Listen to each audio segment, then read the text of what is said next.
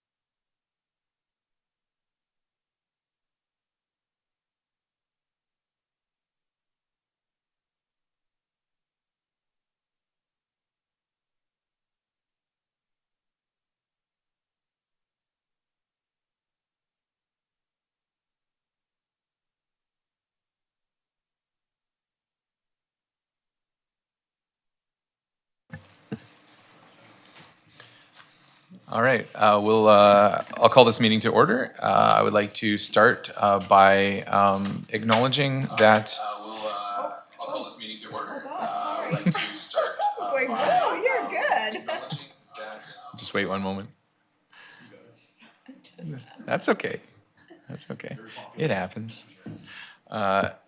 I'd just like to state that council would like to acknowledge and recognize that we work, live, and play in the city of Port Alberni, which is situated on the unceded territories of the Sashat and Hupetchesett First Nations. Are there any late items identified by councilors? No. Oh, yes, corporate officer. Thank you, Chair Dame. If we could please move item L8 under new business, key to key pathway, to follow D1, so it would be number D2 under unfinished business. And secondly, if we could please add Schedule C to fire bylaw adoption, which is item, F4.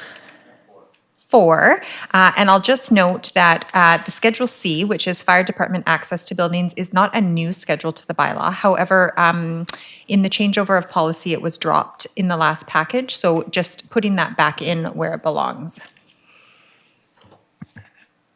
Okay, thank you very much. And I would just like to give notice that this meeting will be video recorded and live streamed and broadcast on YouTube. Can I get a motion that the agenda be approved? Moved by Councillor Solda, seconded by Councillor Mealy. Any comments? Seeing none on the motion? Motion carried. And also I should mention that Mayor Minions is attending remotely as she is not well today. Moving on to adoption of the minutes of the previous meeting. Moved by Councillor Solda, seconded by Councillor Mealy. All on the motion? Approved. Motion carried. Sorry, supposed to ask for comments. Missed that part. No delegations today. Moving on to unfinished business. The first item is the 5-year financial plan Q&A summary. Are there any additions or questions, or I guess any questions to be highlighted?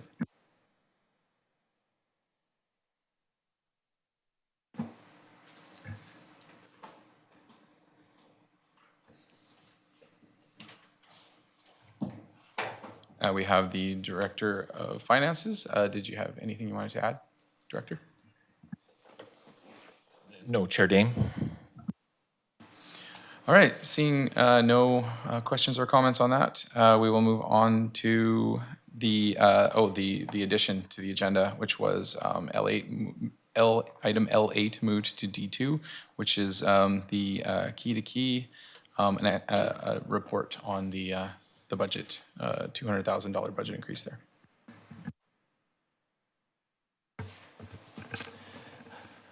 Thank you, and through the chair, this report follows up questions at the Committee of the Whole regarding the $200,000 for wayfinding signage and the nodes improvements on what the possibilities of that funding going towards.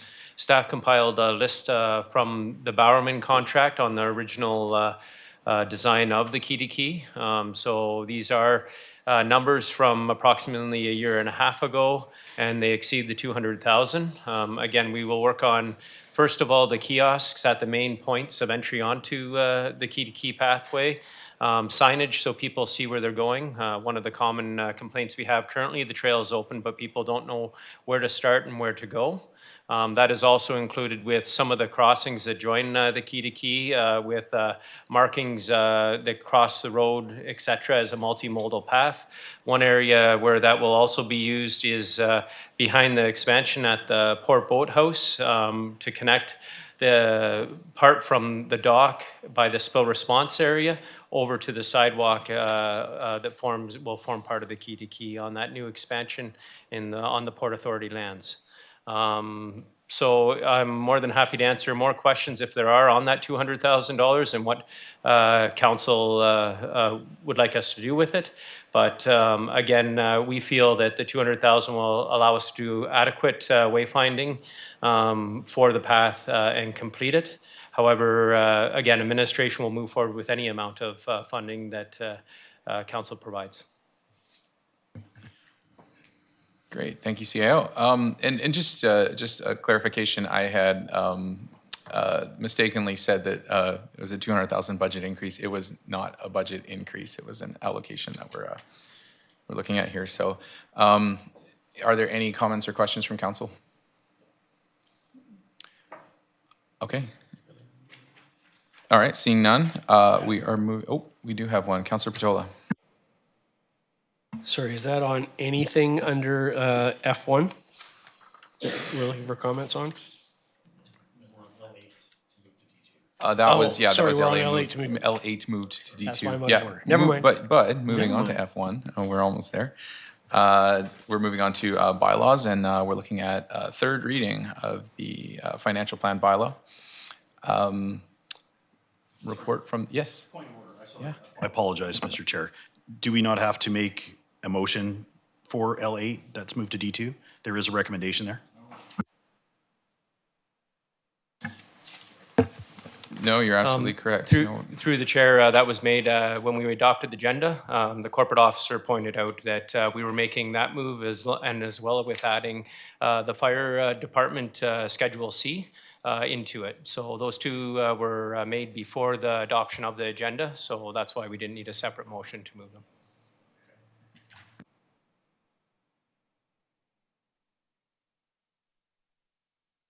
Oh. Okay, now, sorry, I thought you were asking about that part. So again, we just need a motion to receipt unless you're changing direction, but you can change the direction too once we get into the financial plan. So motion to receive L8. Okay, motion to receive from Councilor Mealy. Seconded by Councilor Solda. Seeing no comments, all in favor? Carried. That's okay, I gotta get it right.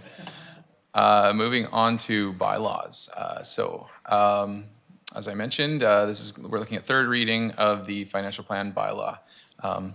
Director of Finances. Thank you, Chair Dame. So today we are bringing forward the report and the associated financial plan with the recommendations in the staff report from the Committee of the Whole that was undertaken last week. Within there, there was the request for further information, which has been provided as far as the Connect the Keys, the final allocation of that $200,000 from the surplus that was achieved through the project, and with the return of that going back to the Growing Communities Fund. And then the other recommendations that were provided by the committee are also included in this report, noting that the financial plan also indicates that council or the committee would like to see the non-market increase contributed to asset management. So that is within the recommendations from the committee. With that, that is an increase of 1.17% in taxation, but that is spread across those new properties. So the intent is to provide the same level of taxation without having that non-market change applied. So that would have that net of increase in the financial plan. There has been some reductions in service, including the street sweeper noted. That will drop it to 0.17, and then reallocation of the to the asset management reserve, the 52,000. Oh, sorry, that's an error in the report. So there was a reduction in maintenance. That should be not the sweeper there. The actual sweeper is an actual reduction of 0.19, but the noting of the street sweeper in schedule, the second line item, so I apologize for that, should be maintenance allocation across our facilities. So that's a reduction in level of service, and that was a reduction of 52,000. And then an allocation of asset management reserve of 52,000, so that negates the increase or the decrease in the increase. And then the reduction for street sweeping was the 60,000, so that's 0.19, for a net increase of 0.98 for the financial plan. Now, these changes are not in the financial plan as presented today. The financial plan represents what it was. These are recommendations from the Committee of the Whole last week. So with that, we did note that there's a master plan reallocation at the back of this report, but I would ask that Council defer any recommendation on that, as we are bringing forward a master plan report next Committee of the Whole to outline where we are at, and we can make a financial plan amendment at that time. So originally we had thought that we could make that amendment before the administration felt that way, that we could make it before to clean up the financial plan for those allocations, but there needed to be some further work on the allocations, so we're going to bring that back at the next Committee of the Whole, next opportunity. That said, we are now looking at third reading. Once we make third reading, that we have to present the financial plan in the state that it needs to be adopted at the next meeting. So any further changes, we'd have to rescind third reading and go back and make the amendments and then redo the third reading. So it's important that we do understand that, and if we do intend to make any changes as we go along, that would have to occur. And it might change our timeline, of course, because we can't have third reading and adoption at the same meeting. So with that, I provide it back to Council for the recommendations that are within the report. Thank you very much. Councillor Haggard. Thank you. Andrew, under community gaming funding on page 24, I know it's very specific about what we can use community gaming funds for, but right now we have $104,030 unassigned. Have you had any discussion or thoughts put out what we can do with that $104,000? Or what can it be assigned to? Chair Dame, through to Councillor Haggard. With those funds, we could assign it to the other components within the funding allocation. We could assign it to McLean's Mill. We can look at it another offset for the community development or an increase to the community investment plan. At this time, we haven't made that assignment. We could amend that at a later date and then reassign it should Council seek a change to that. Any other questions? Councillor Patola. Thank you, Chair Dame. They're not questions for the director, but they're comments on the following A through G motions. If we go through them one at a time, there's a few that I have some input on. Sure, yeah. Let's would somebody like to read Councillor Mealy. Sure, I'll start off there, Mr. Mayor. So I'll move the first, which is that Council amend the City of Port Alberni 2025-2029 Financial Plan Bylaw Number 5123, 2025 by directing a contribution of $364,883 to the Asset Management Reserve, reflecting the projected 2025 value of non-market change within the tax roll, and further that this amount be adjusted based on the revised tax roll for non-market change and amended financial plan to accurately reflect any updates when the tax rate bylaw is brought forward. Moved by Councillor Mealy, seconded by Councillor Solda. Comments? Seeing none. On the motion, all in favor? I see none opposed. Motion carried. On to the next. I can do the next one, Mr. Mayor, sure. I move that Council amend the City of Port Alberni 2025-2029 Financial Plan Bylaw Number 5123, 2025 by allocating $200,000 from the Key to Key Pathway funding for wayfinding signage in collaboration with the Sayshot and Hoopachessa First Nations, and that remaining funds be allocated to the Growing Communities Fund. Moved by Councillor Mealy, seconded by Councillor Solda. Are there any comments or questions on this? Seeing none. On the motion, all in favor? None opposed, motion carried. Keep going. Thank you, Mr. Mayor. Move that council amend the City of Port Alberni 2025-2029 Financial Plan Bylaw Number 5123-2025 by allocating $103,000 from the Asset Renewal Lease Facilities Fund to fund the overspend on the train station Phase 2 project. Moved by Councillor Mealy, seconded by Councillor Patola. Are there any questions or comments? Seeing none. On the motion, all in favor? None opposed, motion carried. Next one, please. Thank you, Mr. Mayor. I move that the council amend City of Port Alberni 2025-2029 Financial Plan Bylaw Number 5123-2025 by allocating $487,300 for the additional costs incurred on the construction of the Child Care Centre from the Growing Communities Funds. Moved by Councillor Mealy, seconded by Councillor Solda. Any questions or comments on this one? Seeing none. On the motion, all in favor? None opposed, motion carried. Next, please. All right. Thank you, Mr. Mayor. Move that the council amend City of Port Alberni 2025-2029 Financial Plan Bylaw Number 5123-2025 by reducing street sweeping to only 6 months of the year.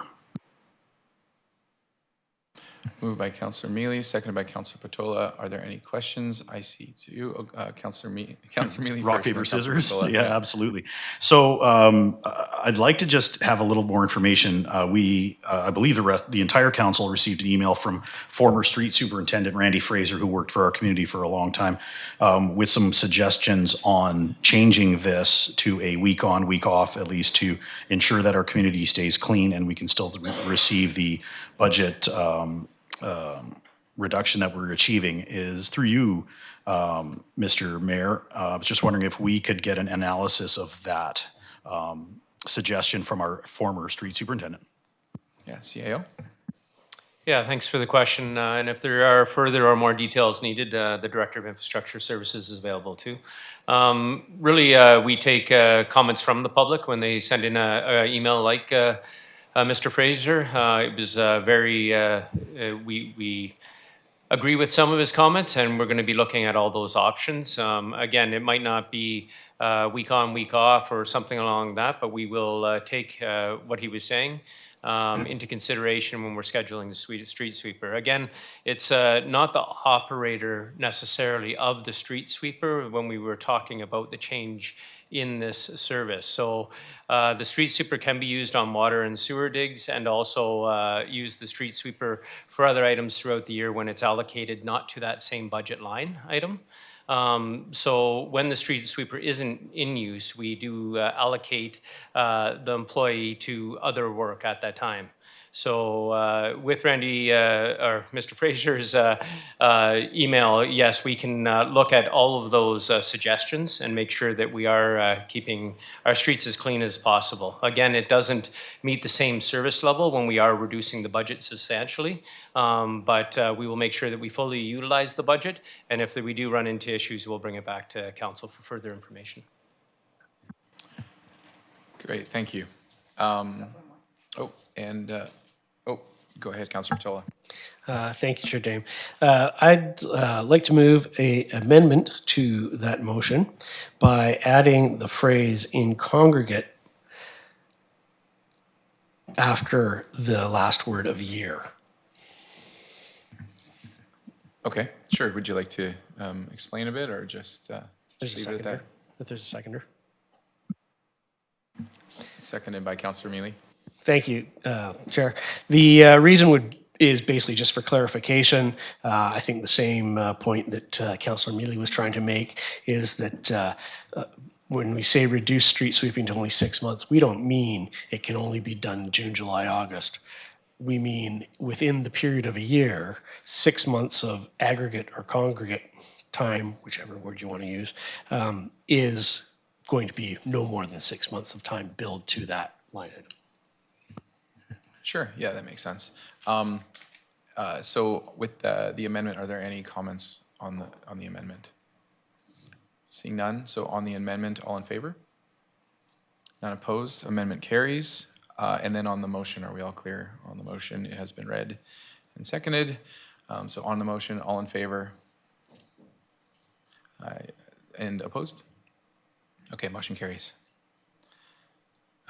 And Councillor Mealy, if you could continue with your excellent vocal services, thank you. Thank you very much.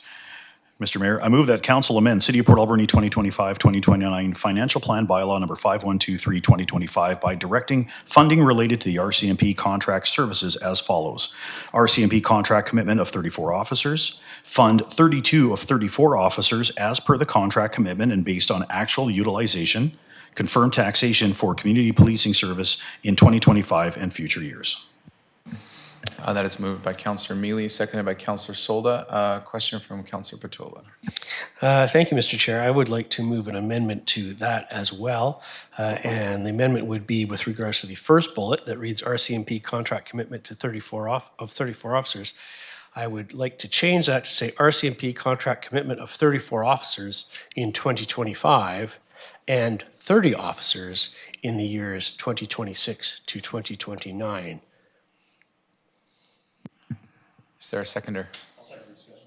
Seconded for discussion by Councillor Mealy. Any comments? Yeah, Councillor Solda. I'm just curious to know the outcome for that and why 30 opposed to 32. Just curious. Thank you, Mr. Chair. Through you to Councillor Solda. Really, I'd like to say 26. But the information that we've been provided indicates that Port Alberni is overstaffed in the RCMP, particularly at 34, since we never get 34. The information indicates that we should be in the range of 26 to 27 officers. And last meeting, we were told that it takes about a year to notify the RCMP of a retraction or change in the number of contracted officers, contract commitment. So we would be keeping the same contract commitment we have now. By lowering it to 30 officers, we're only effectively lowering it by 2. That's a saving of about $500,000 a year, give or take. It allows time after giving notice in that period to enter into discussions about what the appropriate level is. But at least with this motion, we would have the opportunity to signal to the RCMP the consideration for reduction and to reevaluate the entire level for following years. Thank you. Councillor Solda. I understand where you're going, and I knew that's pretty well what your answer was going to be, but right now the community is just really, and they've been frustrated with what's happening in the community, and we don't know what the future holds. It could get worse, it could get better, hopefully better. I'll be an optimist here. So I'm just a little hesitant to go with where you're going. I just need more convincing. Councillor Haggard. Thank you. Because we have a port in our community, it has been identified that approximately 20% of our crime comes through the port. And unfortunately, we can't oversee the port because it's on federal property, but we have to deal with the crime that comes in through the port. So we have RCMP working on very complicated cases that are not easy and take an extensive amount of time. So I think we need to advocate very loudly and very strongly to the federal government to put in enforcement on our ports. I'm sure every port community along our coastline has the same issues that we do. We can no longer support crime coming in through our port authority.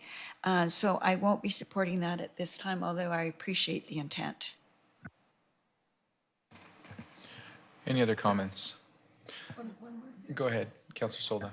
And just to add to it, when you see scheduling and stuff like that, when you see how the RCMP, even our fire department does their scheduling, and you got people off, there's so many people to a shift, holidays to contend with.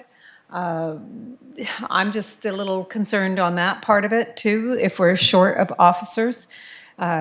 When you read or you hear from merchants and with theft and stuff, they're frustrated because they can't get hold of an officer. There's lots of things. So I'm just still not there, and I would not support the motion in that basis unless you have another argument on that. Councillor Patola. Thank you, Chair Dame. I would never argue with co-counsel. But all of those statements made by other other members of this council are absolutely true. None of them particularly justify being overstaffed in the RCMP. All of those things are true for every community, including the ones that have statistics suggesting that we should have no more than 27 officers for this population size and this amount of crime rate. Not even to take into account adjustments for incorrectly stated crime rates because of the inclusion of failed to appear charges that occur only in Port Alberni because of the courthouse. That's not to say they only occur in Port Alberni, but they occur in places with courthouses and not in places without courthouses. That skews the crime statistics. So all we can do is look at what the reliable and credible statistics are that suggest 27 should be our complement.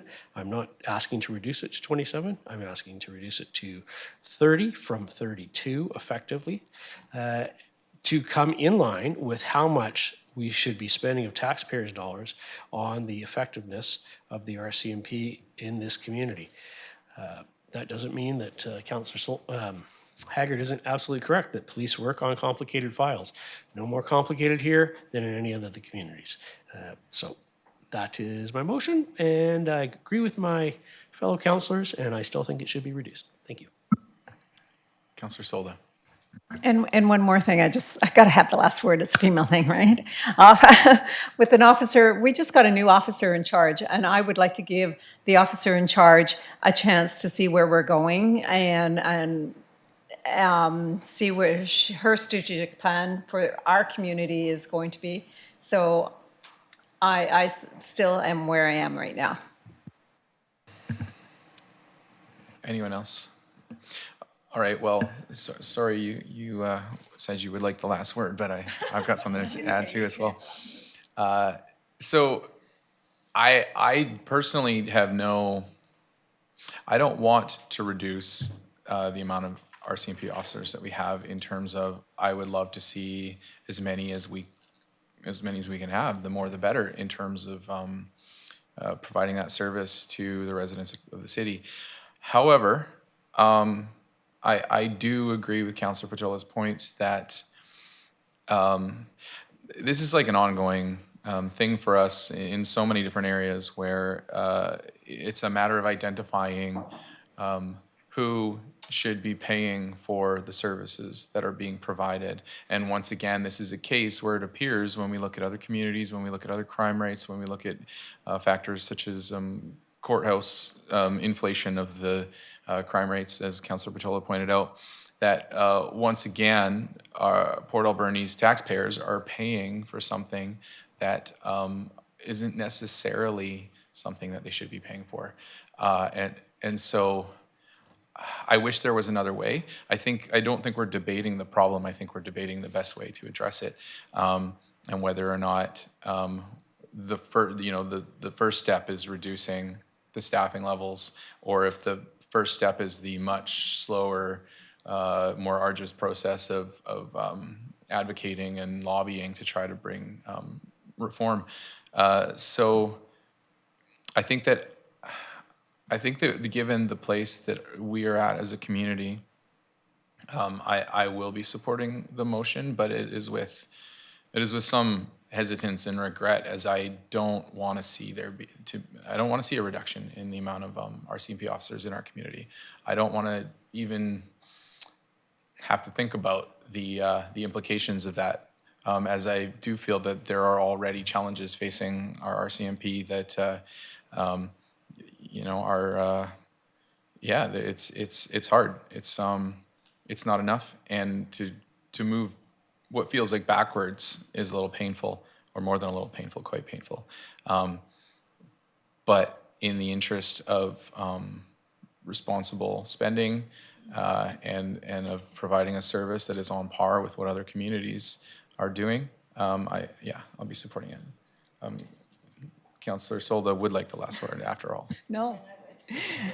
So Mayor Minions is working with the government regarding the formula, how each of our communities are funded. And we all know policing is one of our biggest taxes for our community. So, it has, we still have to keep lobbying the government and get that formula changed or take a look at. And our formula is high for our community, and we've been fighting this for many, many years. And this has been a discussion about the formula for policing for our community especially. So I don't know if Mayor Manions is online, and through you, Mr. Mayor, to have more dialogue in this conversation, because this has been one of her pet peeves when she goes to oh, there she is, to the federal government and provincial government. So I'll stop right here. I'm not sure. Oh, she does have a comment. Okay, go ahead, Mary Manions. Thank you. I'm happy to speak. Yeah, thank you for that, Councillor Solda. I think ultimately, while a huge part of this is the discrepancy and inequities that exist in how the Provincial Policing Act lays out the funding formula for municipalities based on size, for municipalities and versus rural areas, et cetera. I think this issue, as it's been brought forward by Councillor Patola, is somewhat separate. This and I guess what I'm saying is both of these issues can be worked on in parallel. So there's two parts to this. Number one, how do we pay for our CMP? And that's a greater discussion than us. We are working on that with the provincial government. Or I wouldn't say we're actively working on it. I would say we have been consistently bringing it forward to the provincial government over the last few years. We've had some good conversations about solutions, but however, that we've not made any real progress. And they did just complete 2 years ago a review of the Policing Act with no changes to the funding formula. So I don't think we should see that as an imminent solution coming forward, although we will continue to push for it. And secondly, even once we, in an ideal world, write the formula to something that is more equitable and that makes more sense, we still have a question of how many officers or how many members should our community have. So I think that we can have both conversations in parallel. We can continue to push for changes at the provincial level, and we can determine is the amount of officers we're paying for Port Alberni too high, too low, just right. I think that the point that's being brought forward by Councillor Patola, having moved to this motion or amendment, is simply that the amount is too high, and whether they're busy or not. I don't think anyone's questioning whether they're busy, but I think the point is being made, if I understand correctly, that they're busy in every municipality, but we're an outlier in paying significantly more still. So is there something we can do about that? I'm not sure I have a firm opinion on this one way or another. I do really struggle with the cost of our CMP that we have right now, and this is our only direct way to tackle it. So if we do want to bring in line our CMP costs, given the significant increases we've had over the last few years, then I think it should be noted for council that this is our only one way to directly impact that is within our control. The rest of it, funding formulas, other partnerships, none of that is within our direct control. So appreciate this coming forward. Not sure it's the right approach or not, but it is the way that we can reduce the cost if we want to. Thank you. Thank you. Yeah, and I think I agree with all of that. So, Councillor Haggard. Thank you. I just want to point out as well that a couple meetings ago, we instructed the fire department to only respond to purple and red calls, which is the most serious calls. So what's happening now is the RCMP are trying to pick up that slack that we instructed our fire department not to go to. So somebody has to go to those calls, and it's falling on the RCMP, which is also bursting in their workload. And we've also had several calls with the different ministers the last few weeks about getting community crisis response teams in our community. I think this would be a very, very valid motion, maybe next year. Hopefully we'll get those community response teams into Port Alberni, and we'll start to see better response to the services that are needed, not the RCMP and not the fire department. But I think right now, I think we need the full complement of the RCMP. Probably next year, I think I could support it, but not right now. Thank you. Councillor Patola. Thank you, Mr. Chair. Just one final response. 30 is a full complement. 105 is a full complement. A full complement is whatever council determines to have the contract deployment at is a full complement. The question of full complement is, do the RCMP actually provide the requested officers, which they don't right now. And further to that, and not to question Councillor Haggard's statistics, but I'm not sure that when the fire department doesn't respond to yellow and blue calls, that the RCMP are responding to yellow and blue calls. Those are medical calls, so I'm not sure where the overlap is. I don't think the RCMP is trained in administering medical first aid. I could be wrong.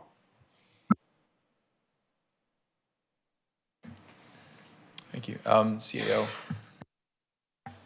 Yeah, through the chair, I can probably shed some light on that. Again, the fire department and RCMP are the last sort of defense for any call. So if somebody isn't showing up, if our fire department doesn't go, if the ambulance isn't there, then the RCMP will attend.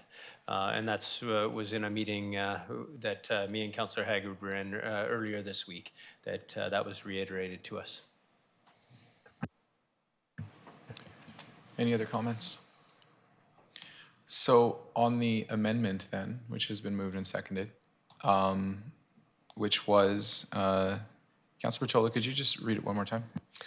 So the first bullet would now read, RCMP contract commitment of 34 officers in 2025, comma, and 30 in years 2026 to 2029. So moved and seconded on the amendment. All in favor? Opposed? And I didn't see how, okay. Is Mayor Minion's not considered? Okay. So sorry, I apologize. Point of clarification. So we have, oh, there is Madam Mayor there, but the vote happened when she wasn't on. So does that mean she abstains from the vote, or is she not part of the vote? We are not required to voice our vote, so if I didn't turn on my camera, I'm deemed to be voting in favor. That was the question that I had. So so it is tied, which means it's failed, right? Defeated. Okay, motion defeated. All right. So that was for the amendment. So now for the motion, which has also been moved and seconded, I believe. Are there any other comments before we? So we're voting on the original motion now? Yes, correct, yeah. Seeing no comments, all in favor on the motion? Opposed? Motion carries. And finally, One more time, Mr. Mayor. I move that the City of Port Alberni 2025-2029 Financial Plan Bylaw Number 5123-2025 be read a third time as amended. moved by Councillor Mealy, seconded by Councillor Patola. Any comments? Seeing none, all in favor? None opposed, motion carries. All right, thank you to the Director of Finance. Moving on to Parks, Recreation, and Culture Fees and Charges Bylaw.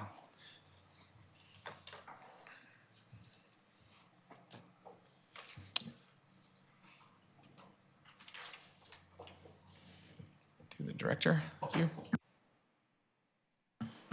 Thank you, Mr. Mayor. So in front of Council this afternoon are the recommendations from the February 18th Committee of the Whole meeting, and I'd be pleased to answer any questions that the committee or the Council has. Are there any questions or comments from Council? Seeing none, go ahead, Councillor Patola. Thank you, Mr. Chair. I'll ask it now so that we can get it out of the way and then move through the motions.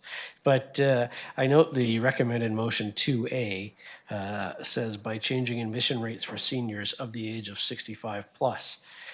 I'm wondering if that creates confusion or clarity when the age classification at 1.2 of the Schedule A is seniors 55 to 75. And my question is, are we suggesting that we change the senior age classification and adult age classification so that adults are 19 to 64 and seniors are 65 to 74?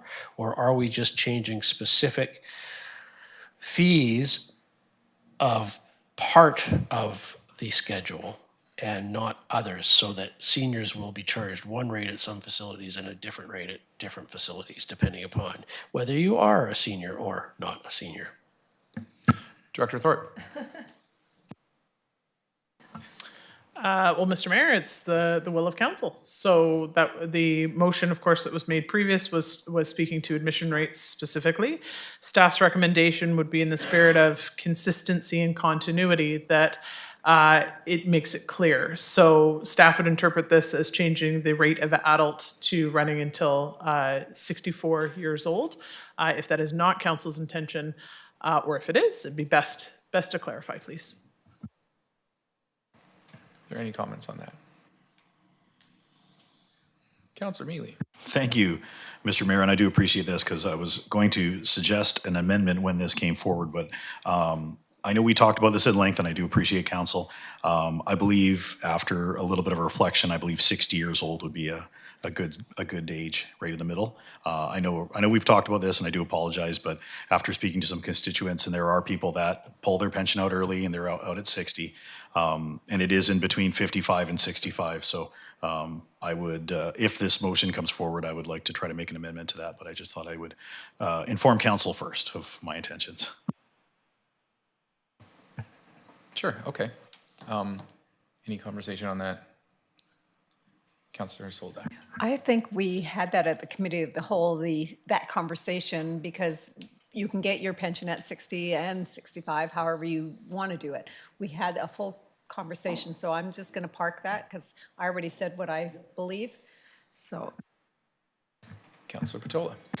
Thank you. For what it's worth of any assistance, Mr. Chair, I think that when we get to 2A, which it should be right around the corner, it really should be 2A1 and 2A2, comprising two separate motions. One, that 1.2 age classifications in Schedule A be changed to reflect the difference between adults and seniors being at 60 years of age. And two, being that to reflect that the seniors rate, irrespective of the age classification for seniors, but that the seniors rate for general admission, 10 punch pass, monthly and annual pass will be set the same as the teen child rate. Would you like to make those motions? I'm so confused right now. I'm lost. Let's try that again. All right. Okay, so you can go ahead if you want to. Thank you. Thank you, Mr. Chair. I would move that council amend the draft Parks, Recreation, and Culture Facilities Fees and Charges Bylaw number 5106, 2024 by changing Schedule A, Section 1.2 age classifications to read adults 19 to 59 years and seniors 60 to 74 years. All right, moved by Councillor Patola, seconded by Councillor Solda. Are there any comments on this? Councillor Haggard. Usually if you retire at 60 versus 65, that means you can afford to retire at 60. So therefore you should be able to pay full rates. Thank you. Any comments? No? Okay. Oh, Councillor Patola. I am certainly open to any friendly amendment because I don't have a preference either way. I'm simply trying to clarify the final wording of the policy, but if council's desire is to have the policy actually be changing at 64 and 11 months to add then to 65 years, I'm quite happy to have that. And an amendment to my motion that just changes that one number is certainly one I would accept. Councillor Solda.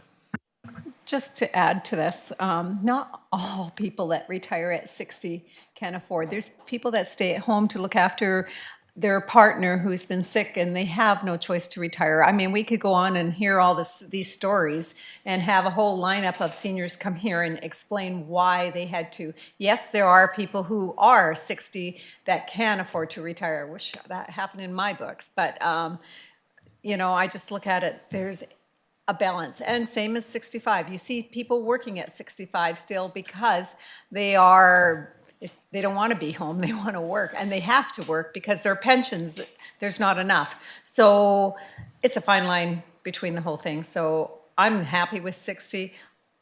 I would have been fine with 65, but I'm happier with 60. Councillor Mealy. Thank you, Mr. Mayor. No, just wanted to clarify that, yes, I appreciate the splitting of the motions from Councillor Patola. I understand we're trying to just get this done right, but I do appreciate as well putting to 60. So I will be supporting this. All right. Are there any other comments? All right. So seeing none, on the motion, all in favor? All opposed? Motion carried. Go ahead. Thank you, Mr. Chair. A following motion, which is, I move that council amend the draft Parks, Recreation and Cultural Facilities Fees and Charges Bylaw number 5106, 2024 by changing the admission rates for seniors, including general admission, 10 punch pass, monthly and annual passes, to be set to the same rate as the children/teen rate. Moved by Councillor Patola, seconded by Councillor Mealy. Are there any comments on this? Seeing none, on the motion, all in favor? None opposed, motion carried. Councillor Patola, would you like to continue? Thank you, Mr. Chair. I move that council direct administration to develop a policy on reducing or waiving admission or rental fees for any particular participant, demographic, or event type. Moved by Councillor Patola, seconded by Councillor Mealy. Any comments? Director Thorpe. Mr. Mayor, so just to clarify the wordings, this was discussed at the Committee of the Whole as well, that the purpose of the wording of the motion as such is that if there is a specific particular participant, demographic, or event type that council wishes to reduce or waive admission or rental fees for, this would be the opportunity for council to indicate if there is a particular group that council wishes to support. Councillor Solda. So would that include the toy run, those kind of events? And how would that work? No? What are we talking about by groups? We're talking about, could you elaborate maybe? Director Thorpe. So, Mr. Mayor, just to confirm as well, the council has already moved acceptance of previous motions or carried previous motions regarding special events. So there's now those various event categories that have event run, collaborative, or city led. So those have been taken care of. This is specific to council's discussion around things like financial support with our HEART program, or so we're speaking to specific rates in the fees and charges. So not events per se, but if there's particular demographics that council wishes to support with things, for instance, like financial support. Councillor Mealy. Thank you, Mr. Chair. That's what I was thinking is to talk about low-income families and those who do have a hard time, even though the HEART program is there, but just to ensure that nothing's falling through the cracks and that we have low-income families, low-income people within our community can still access recreation. Councillor Patola. Thank you, Mr. Chair. With respect,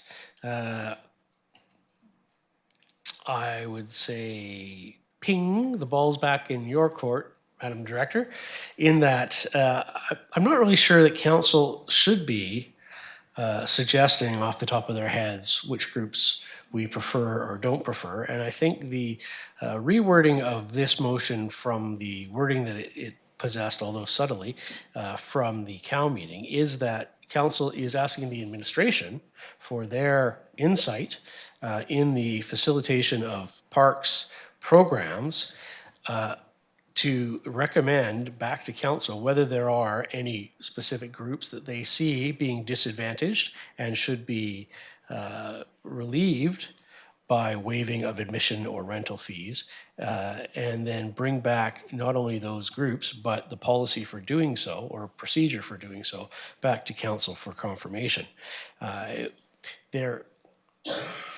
We can hypothesize at the council table about groups such as generically financially challenged groups or any other group, but that might not bear any resemblance to the groups that are using the particular programs that a waiver would be appropriate for. So, for example, I probably won't have a good example that won't point out one particular group. But it's conceivable that not only will financial challenges be an issue, I would assume that that would be a central issue, but it is conceivable that there may be other groups that simply don't use certain programs, or a specific group that, because of their particular characteristics and demographics, which I really can't hypothesize on at the moment, are being excluded from a particular program, although not any other programs. And that information would come from the experience of the program administrators. Thus, why I knock the ball back to the director's court. But am certainly, just looking for the professional advice, not the assumption of responsibility for the decision. Are there any other comments? So what I'm hearing is that as written, Councilor Patola, you're happy with this as written and you've made your intent clear.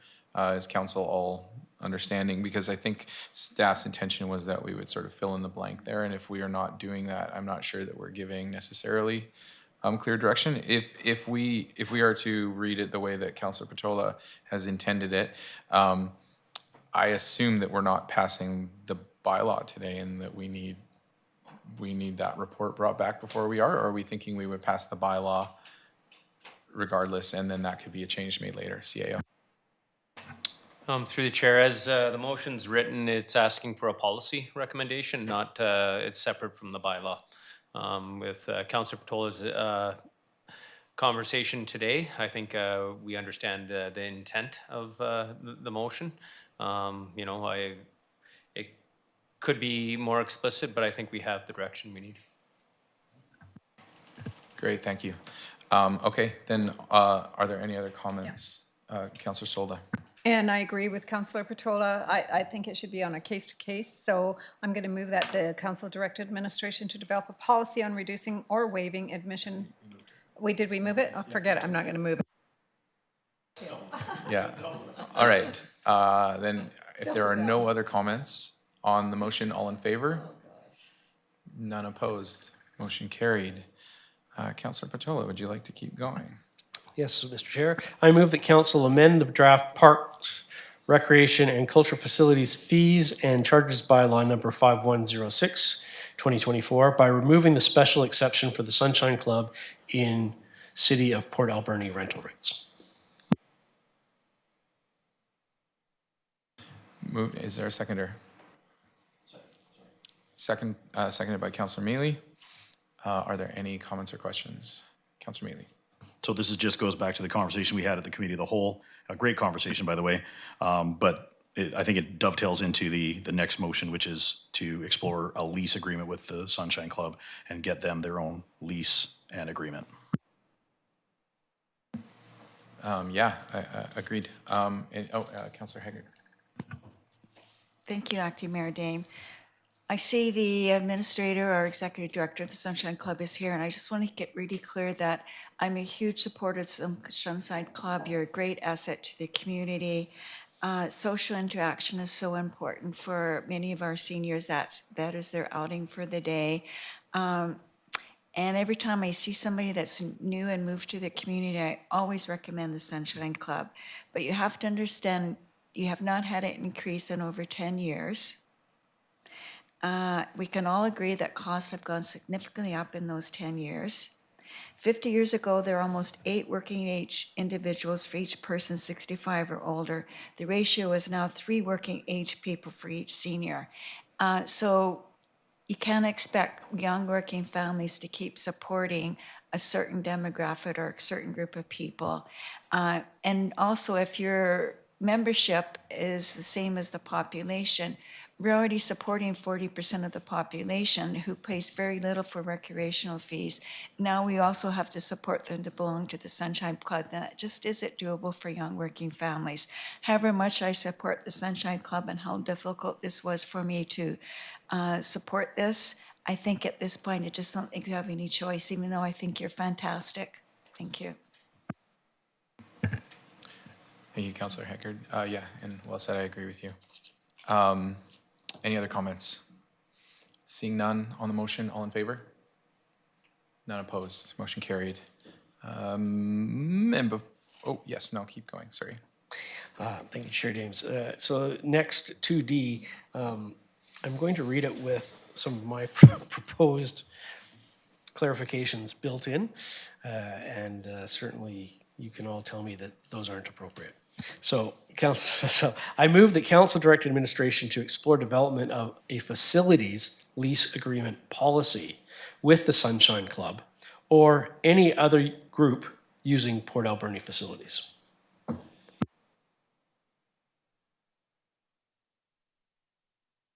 And the reason for that, Mr. Chair, is that certainly the Sunshine Club may benefit from having access to Port Alberni facilities through a lease agreement as opposed to just a straight rental agreement. I think that potentially could be of great benefit for the club. I also think that could potentially be of great benefit to any other group of users. And I don't particularly see why the Sunshine Club should be the only group in the community that would get the benefit of a lease policy when others may also improve our community through that type of arrangement. Yeah, and I appreciate that. So it's been moved and seconded, and I think that my only concern is I don't have a clear idea of how expansive that is in terms of how many groups are we talking? Are we talking every single group? Like now that rents a facility on a regular basis, is that the intention? That it would be, all groups would be reached out to? Yeah, okay. Councillor Solda. So the question is there anybody that uses the facilities as much as the Sunshine Club? I mean, they're there pretty well daily, so I'm just kind of curious to know, maybe through the Parks and Rec manager could explain that, or? Mr. Mayor, during the weekday daytime period, the Sunshine Club is the largest rental group at Echo Center specifically. Regarding the volume of other user groups, we're looking at approximately 74 ongoing user groups. Yeah, that's a lot. I have no real grasp on what sort of workload that would be and what the feasibility of that would be, or ongoing and initial. Councillor Patola and then Councillor Mealy.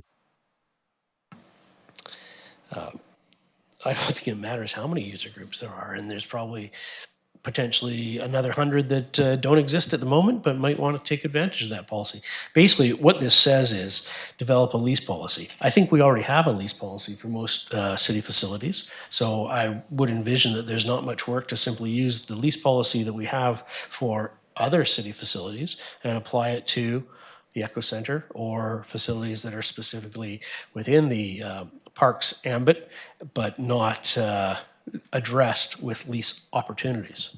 So should someone want to lease Bob Daly Stadium every July 1st for the next 5 years and enter into a lease agreement for that, regardless of whether they are the Sunshine Club or a current user club that you can identify or a new group that comes to want to use it, I think that lease policy would be fair to apply to anyone who wishes to take advantage of it.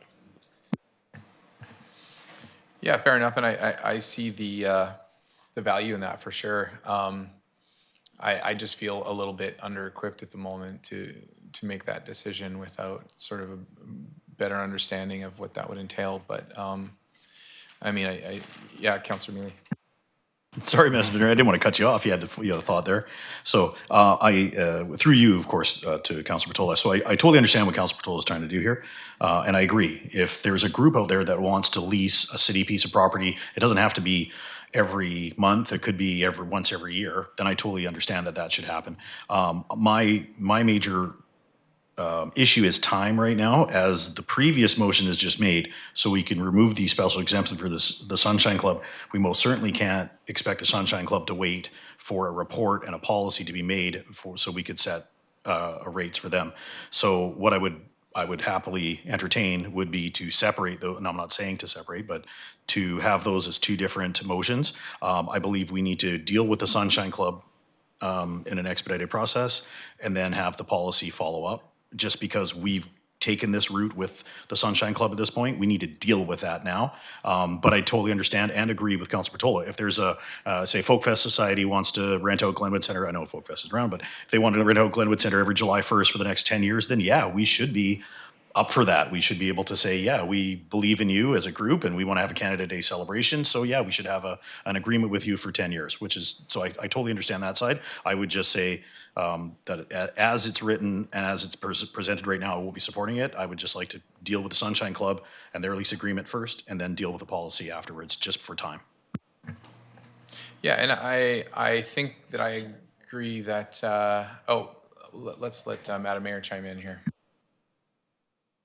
Thank you very much. I appreciate the effort or the intent of this motion. I think ultimately it is potentially opening up unnecessary work for staff. If somebody wants to lease a building once a year, then we have rental rates for that. If they want to lease it once a month, we have rental rates for that. I think that's the intent of the fees and charges bylaw that we're putting in.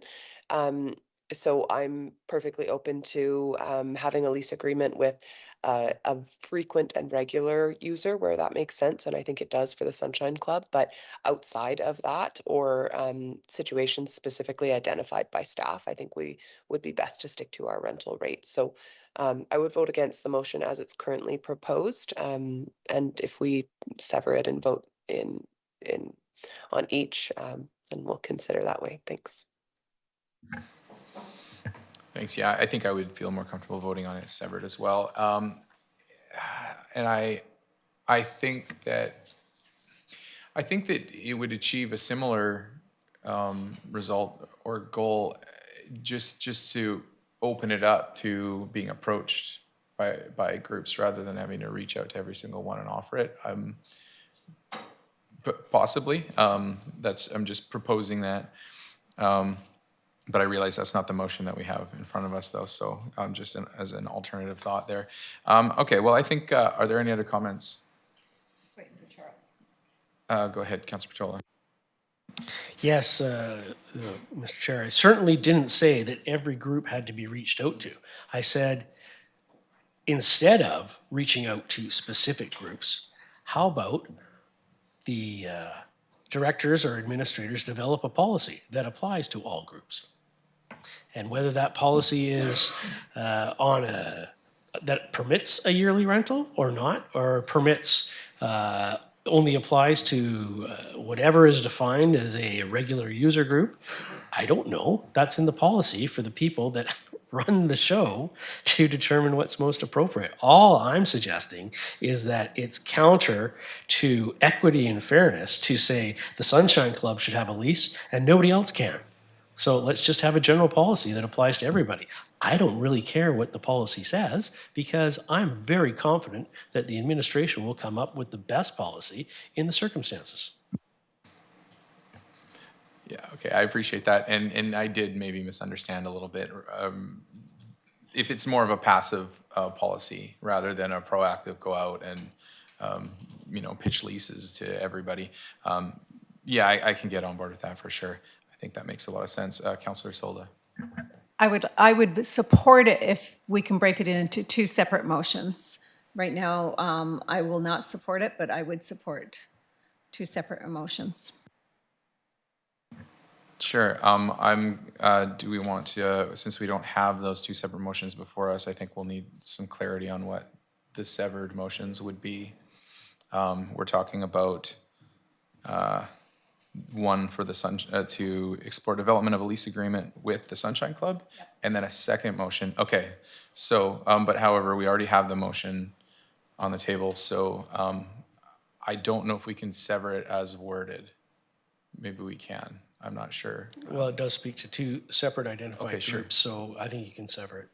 Okay, great. Then let's do that. So the first motion being that council direct administration to explore development of a lease agreement with the Sunshine Club. Correct? So that's been moved and seconded. Okay, on that motion, all in favor? None opposed. Motion carries. So then the second motion, Councilor Patola, if you wouldn't mind going ahead with That that one. council direct administration to explore development of a lease agreement with other user groups of Port Alberni facilities. Moved by Councilor Patola, seconded by Councilor Mealy. Are there any comments on that? Go ahead, Mayor Minions.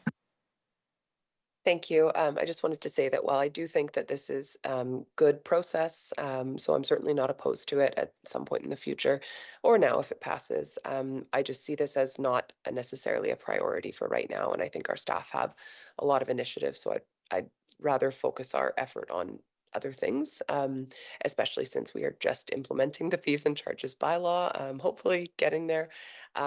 I'd like to see us see how the fees and charges bylaw works for our rentals first, and then work on this, maybe come back to it in 6 months or a year. But if it passes, that makes sense as well. Thanks.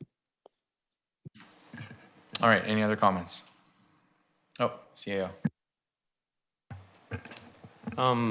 Through the chair, I just want to make sure that council is aware that we do have a current municipal lease policy. It's just not specific to recreation, it's specific to the full city. Our corporate officer just found it and brought it up here. So would council prefer to see that lease policy and see if there's changes to it before we move forward?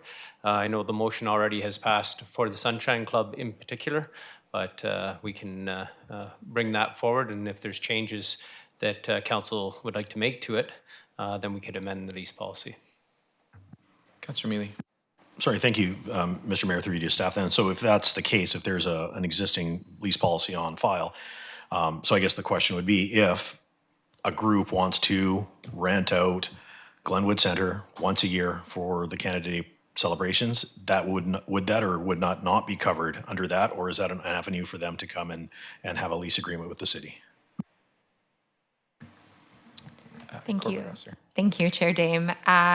And I'll let Director Thorpe speak to this, but in my opinion, a lease would be separate. That would include a rental, a yearly rental in my estimation. Director Thorpe. So, Mr. Mayor, I think it sounds like it comes down to depending on the scope of the rental. So, when we look at groups like the current leases that we have in place, are typically set up for multiple locations or an exorbitant level of use or quite frequent use, as opposed to the one-offs that some councillors have been mentioning as well. So if there's an existing lease policy, what staff could do is review that, see if that would fit the intent of what council's bringing forward today. If it does, then it sounds like it wouldn't be necessary to pass a separate lease policy for Parks, Recreation and Culture renters or leasees if there's already an existing policy.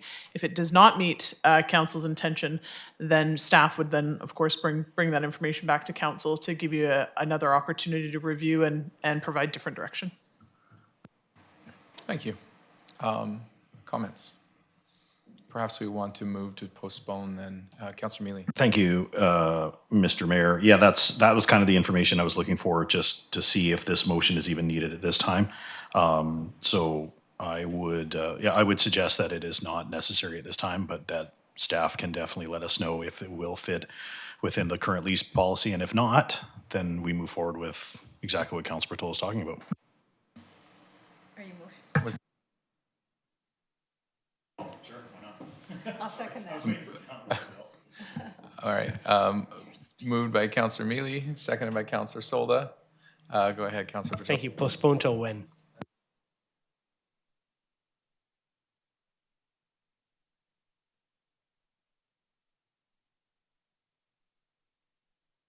Sorry, I apologize. Maybe I should turn my microphone on. My initial reaction would be indefinitely until staff is ready to come back with the information. I don't want to put a timeline on it if it's not at the front of our priorities, and there's still a little bit of work to do. So I would leave it up to the trusty hands of staff at this point. Sure. Yeah, CIO.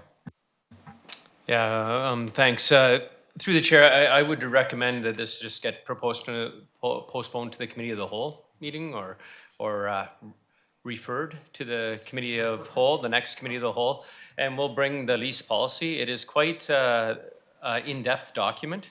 And that's where we do get our current leases for fair market value. When we're talking to different groups out in the community and they hear the word fair market value, this is the policy that we rely on to back that up. I should have remembered it, but I didn't think about it in the recreation context, as we have fees and charges. But I think we could bring this forward right away for council to review it. It's already done, it's signed. I don't believe there's much else work to do unless council wants us to elaborate or change the policy. Councillor Mealy. Thank you, Mr. Mayor. I appreciate that. If council will indulge me to rescind my motion and refer, you make a motion to refer this to the next committee of the whole meeting, if that's allowable. Absolutely. So moved by Councillor Mealy, seconded by Councillor Solda to refer this motion to a future committee of the whole meeting. Okay, Councillor Patola. Oh, okay. All right. Any further comments? Seeing none, all in favor? None opposed, carried. All right. Mr. Chair, I would Yeah, like to... actually, sorry, I'm going to just pause right here so we don't have to make any amendments or anything. I thought we could have our conversation first. Is that at the committee of the whole meeting, we had a very brief discussion after a long day and a long meeting where it was discussed that we raise the hourly rental rates of the fields to a cost recovery model. And I mean, my feelings for my personal feelings are that I didn't fully think it through at the time. It happened very quickly, and because it was a committee of the whole, luckily that's what that's for. And I have spent some time thinking since then, and I actually am leaning back to sticking with our request that administration bring us the median of other similar communities, which was $18 an hour, which is a far cry from 82. And I could support a small increase above 18, but I think 82 is too extreme of a jump right now at this time. So that's my personal opinion, and I thought we could start the discussion maybe before the motion was made and avoid amendments and all those things. So any comments? Yeah, Councillor Mealy. Thank you, Mr. Mayor, and I appreciate that. Yeah, that was one of those decisions during the meeting, definitely on a long day. Much like, I'm allowed to reflect on the age of 60 or 65, and this is exactly why the committee of the whole comes forward. So, I would agree with you, Mr. Mayor, that this time is that 82 is just too much of a jump. If it's 18 to 82, I mean, I could do anywhere between 20 and 30 at this point, and allow it to still grow and have a fees charge that will increase over the years. But I do agree with you that 82 just seems like a lot. Any other comments on that? I have a question. Go ahead, Councillor Sola. I'm just kind of curious through the director, how did we come up with that particular $82 an hour? Why not 80, or how did we come up with that formula? Mr. Mayor, that number was calculated based on the use of the previous year. So the cost recovery, it is also included in the plethora of reports that have come towards council that based on the hours of use divided into the cost recovery, the expenditures that are spent to maintain the fields, that's where that calculation came from. Of course, council should keep in mind that depending on what what you determine as that hourly rate, of course, use may increase or decrease accordingly. Thank you. Are there any other comments? As if we're not going to go with the 82, and we still might, depending on what council wants to do here. That was just my thoughts on it. But we would have to set a different rate is the thing. And 18 was the originally proposed hourly rate, I believe 1875, which I think was based on the median of other similar sized communities. Go ahead, Councillor Patola. If nobody makes this motion, it just goes back to the way it was presented by the director.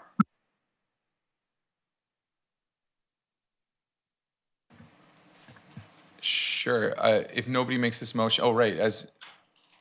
Yeah, okay. All right. Well, would anyone like to make this motion? All right. Seeing, yeah, Councilor Patola. Thank you, Mr. Mayor. I move, as per 2F, that Parks, Recreation, and Culture Facilities fees and charges bylaw number 5106, 2024 be now introduced and read a first time. Moved by Councilor Patola, seconded by Councilor Mealy. Seeing no comments, all in favor of the motion? None opposed, motion carries. Mr. Chair, I move second reading.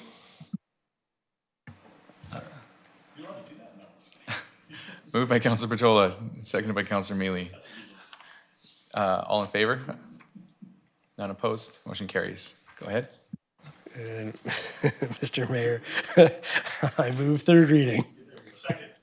All right, moved by Councilor Patola, seconded by Councilor Mealy.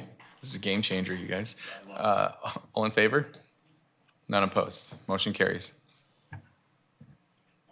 Okay, we did it. Mr. Mayor, I move that Parks and Public Places bylaw number 5121, 2024 be now finally adopted, signed by the mayor and corporate officer, and numbered 5121. Moved by Councilor Patola, seconded by Councilor Solda. Any comments? Seeing none, all in favor? None opposed, motion carries. All right. Moving on to fire control bylaw.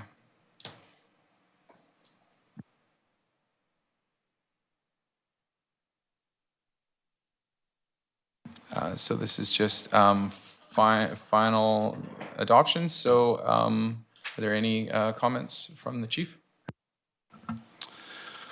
Just as the corporate officer stated at the beginning of the meeting, is reattaching what is now Schedule C back to the document, which was omitted in the Committee of the Whole package and in your package today. Right, thank you very much. Okay, so that's noted. And with that, are there any comments from council? Seeing none, Councillor Solda, would you like to read the motion? I'll move that the fire control bylaw number 5122 to 2024 be now finally adopted, signed by the mayor and corporate officer, and numbered 5122. Moved by Councillor Solda, seconded by Councillor Mealy. Now, we didn't need to, do we need to add to the motion anything about, okay, perfect. All right, are there any comments? Seeing none on the motion, all in favor? None opposed, motion carried. Thank you. Moving on to correspondence for action. That's, corporate officer, would you like to just summarize for us? Thank you. Thank you to Deputy Mayor. So we received a letter from the Executive Medical Director of Clinical Operations of Island Health, and they're requesting that the Ministry and Doctors of BC representatives explore additional supports for healthcare in Port Alberni. And in order to do so, the Joint Standing Committee on Rural Issues requires a request from the council of the municipality in which they wish to visit. So this is simply a request that we provide that letter of support for them to come and further that discussion.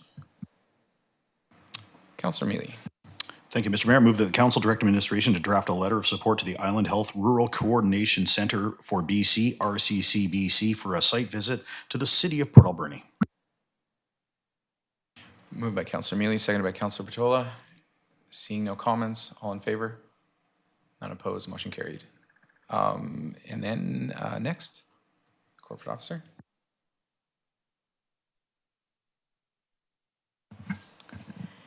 Thank you. So this item is a plaque that was received as part of the Community Economic Development Initiative that the city, in joint efforts with Sishot and Hoopachesset First Nation, have been involved with for the last 3 years. And so just that council would like to formally accept the honor of that plaque. Thank you. The plaque is right here.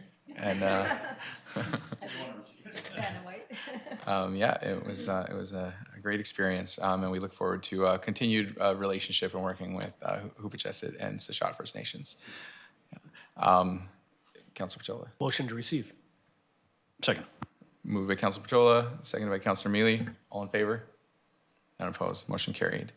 And then finally, we have number 3, corporate officer. Thank you. So this is a letter requesting that council authorize raising the Francophone flag at City Hall from March 1st to 31st in support of the Francophone community in Port Alberni. Councillor Haggard, would you like to make this motion?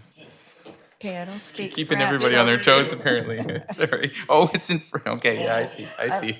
I'd like to move that council authorize the request from the Conseil scolaire francophone de la Columbia Britannique to raise the Francophone flag in front of City Hall from March 1st to 31st in support of the Francophone community in Port Alberni. Well done, well done. Apologies for picking on you. On the motion, any comments? Councillor Pachola. Mais oui, d'accord. Thank you. Okay, on the motion, all in favor? None opposed? Go ahead, sorry, Mayor Minions. Thank you. I just was going to ask if this conflicts with any other flag commitments we have, as typically we get asked to fly a flag for like under a week. A month is a long time. And I just want to be mindful of other commitments we may have or that may come forward still. CAO or corporate officer? Yeah, through the chair, we can look into, see if it does conflict. I don't have that information at the top of, but we'll bring back to council if it does conflict. Okay. All right, then on the motion, all in favor? None opposed, motion carries. Proclamations, we have no proclamations. Correspondence for information, if we could get a summary of that, that'd be great. Thank you, Deputy Mayor. So we have a letter from the John Paul II Catholic School regarding neighborhood safety concerns, and included in that is the city's response letter. We had a thank you letter from Abashiri. They came for a visit last month. And we received the Food Security Emergency Planning Report from the agriculture consulting firm. And lastly, minutes of January 8th for the Alberni Valley Heritage Commission. Thank you. Would somebody like to remove receipt? Do I have a seconded? Moved by Councillor Mealy, seconded by Councillor Vitola. All in favor? None opposed, motion carries. We do. All right, moving on to report from in camera. Just looking for a motion in the council. Would somebody like to make that motion? Oh, they're just release of information, right? Okay. Okay. Oh, corporate officer. Thank you. So that council released the letter dated January 29th from John Paul Catholic School, which I just spoke to in correspondence for information. That council released amendment of the financial plan by reducing daily facility maintenance at the following facilities, and this was managed during the earlier section under bylaws. And lastly, that we release amendment of the Port Alberni Financial Plan bylaw by allocating $50,000 for the train station ventilation system from the asset renewal funding received from the train station lease. Thank you. Great, thank you. On to council reports. Do any councillors have any activities that they would like to report on? Yeah, I do. Oh, Councillor Solda. I just want to mention in one of my reports will be the Chamber of Commerce held a workshop for IT, anybody that has computers, and we get all these things that spam that comes up and says, press this button and you've won $1 million, and people do that. And it was a great workshop, and it was free. It was open to the public of chamber members and that was presented by the Bank of Canada, as well as counterfeit money, and what is our counterfeit, how do you tell counterfeit money? And I tell you, it was probably one of the best workshops that the Chamber of Commerce put on, and I wish more of the public had, and staff and just community members was involved in this workshop. They are talking about bringing it back again, and I believe that if you have an opportunity, if you see that come advertised, go. It was a free workshop, and having the Bank of Canada come in and talk about counterfeit, it's not, when I was in business, it wasn't, it's not that holding up that little glow light that will tell you if it's counterfeit or not. It's not like that anymore. So take the opportunity, get involved, take that, it was free. You can't ask for a better deal. And having the talk about computers and all the seniors, but not just seniors, who get caught up and go, oh, hey, this is the border calling, you owe us so much money in that, or a Visa calling. It tells you how you can just totally ignore it and how to move on. But there's so many people that have been ripped off. And in this community, there's a lot of people, even the ones that want to meet somebody overseas. I know people in Port Alberni who have put out money to go overseas to meet somebody they think they love, and it was fake. And they've lost thousands of dollars. So if you see it advertised, take the opportunity to have the workshop. It was one of the best ones we've seen. Thank you. Thank you, Councillor Solda. Moving on to new business. We have a motion. It is a recommendation from the February 18th COW meeting on the fire department staffing financial plan implications. Are there any questions or comments? We have the fire chief here. Councillor Patola. Thank you. I'd just like to make the motion, Mr. Chair, that council direct administration to provide a report to the Committee of the Whole prior to Q4 2025, giving more detail on the levels of service provided as outlined in the Port Alberni Fire Department Level of Service Policy number 7000-1. Moved by Councillor Patola, seconded by Councillor Solda. Are there any questions or comments? Councillor Patola.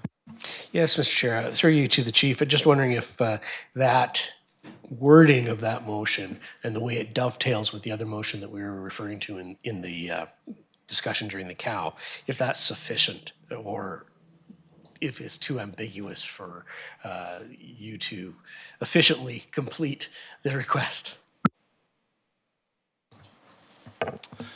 Thanks through Mr. Mayor.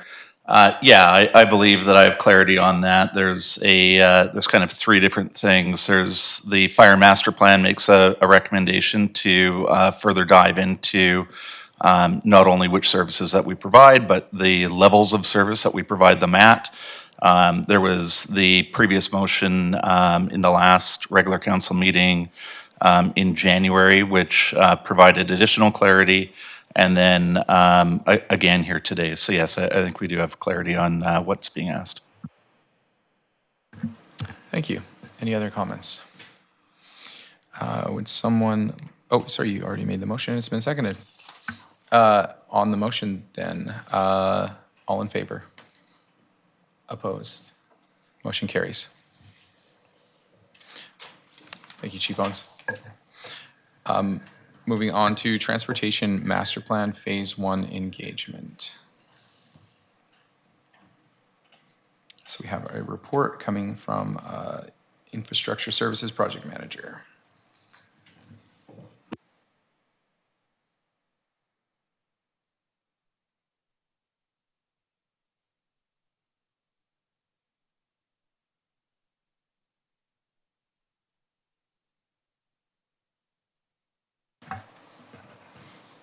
Thank you, Mayor and Council.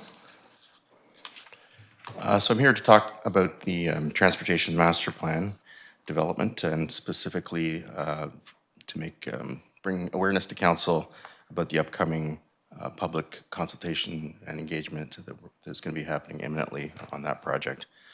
The Transportation Master Plan is going to give the city a long-term vision for transportation infrastructure for our roads, intersections, active transportation, transit. And we're getting towards the tail end of phase 1 of the project with our consulting partners, Bunt & Associates, and our engagement consultant, Uplift. Round one engagement is going to include an open house shared with some of the other master plans on March 13th at the Barclay Best Western. There'll be workshops by invitation with invited interest groups with interests in transportation issues, interest groups and agencies happening around the same time. Probably before that date, we'll be releasing a public survey to gauge opinion and understand the community's priorities where it relates to transportation, and what their opinions are and what's working and not working now, where the problems are. And we'll be very soon, probably later this week, launching a project web page on our City Let's Connect engagement platform. And that'll be accompanied by a variety of media releases and posts to draw attention to our efforts to engage over the next couple months. So if we can move to the next slide. I'm just going to mention also that some of the information we'll be presenting at the open house is some of the results we got from our consultants' assessment of our existing road network. So in the fall of 2024, our consultant put up count cams during a period in September at I think about 23 different key locations through the city. So you can see the device on the left there. On the right is a center is an example of a screen capture of what the camera is picking up. So it's viewing the intersection. The processing the software does after they take that unit out of the field. Artificial intelligence analysis looks at everything that moves through that intersection and classifies it as a car, heavy vehicle, bicycle, pedestrian, and it tracks the usage level of all the crosswalks in each lane and each turning movement. So if you want to go to the next slide, thank you. This is just an example of the type of data that we get out of that. So again, this is for existing conditions, not future. So this is how the type of diagram that the transportation consultants use to present the results from that field data. So this example here is taken from an average weekday in September at where Rogers Street meets Gertrude and Stamp. So this would be the peak hour numbers of vehicles of different types moving in different directions through those crosswalks and intersections. I know there's a lot of information in there to take in, so I'm not trying to present any results from this. I'm just showing an example of what we're going to be sharing. The outcome of what this means is going to come later with the consultants' reports on summarizing their analysis. So for example, that intersection there, under current conditions, was you're seeing 2,600 total vehicles per hour using that intersection at peak hours, passing through it, about 50 of those being heavy vehicles, trucks. 20 pedestrians using the crosswalks, and only one cyclist during peak rush hour through that particular intersection. So it's just a snapshot in time. It's not necessarily a precise representation, but gives us a good idea of how heavily used our specific locations are. And then in the future, for future conditions, actually I'll go to the next slide first. So this shows sort of an analysis of how well flowing the traffic is at some of those locations that we studied under current conditions.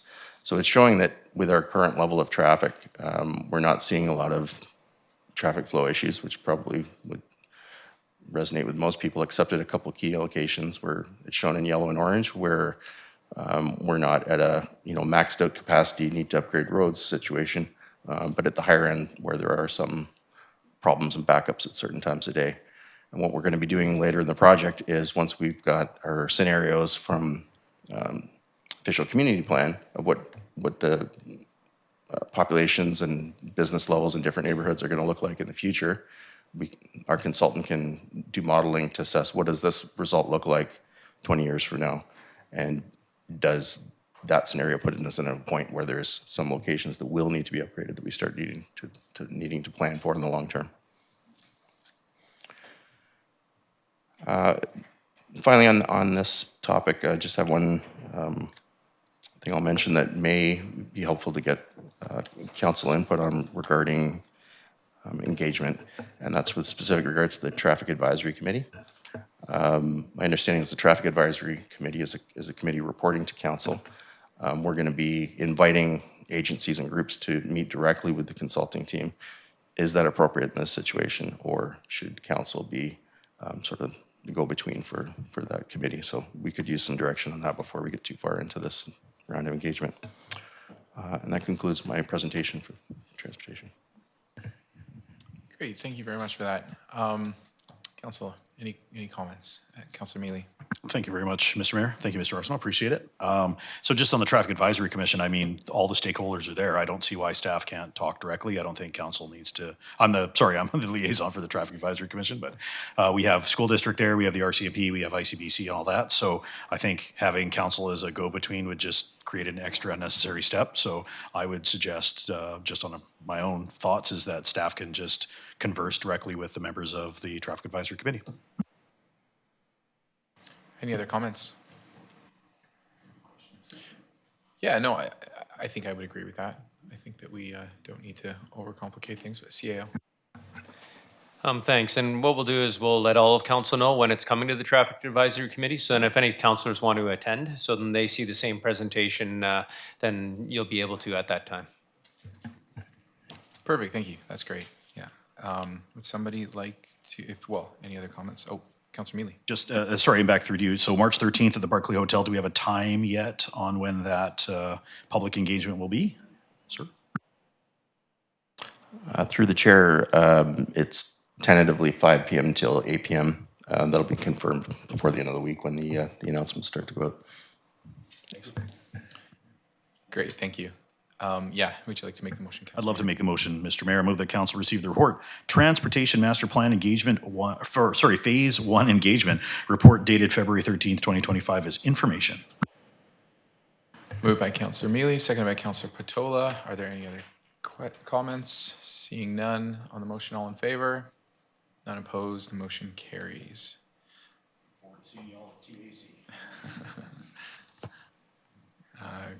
All right, moving on to the Parks, Recreation, and Culture Master Plan Phase 1 engagement results. Mr. Arsenault. Thank you again, Mayor and Council.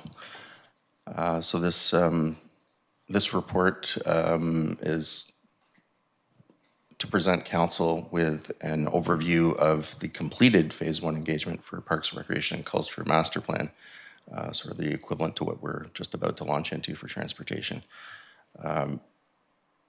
So we have we completed that engagement in the fall with our consulting team led by Lanark Consulting.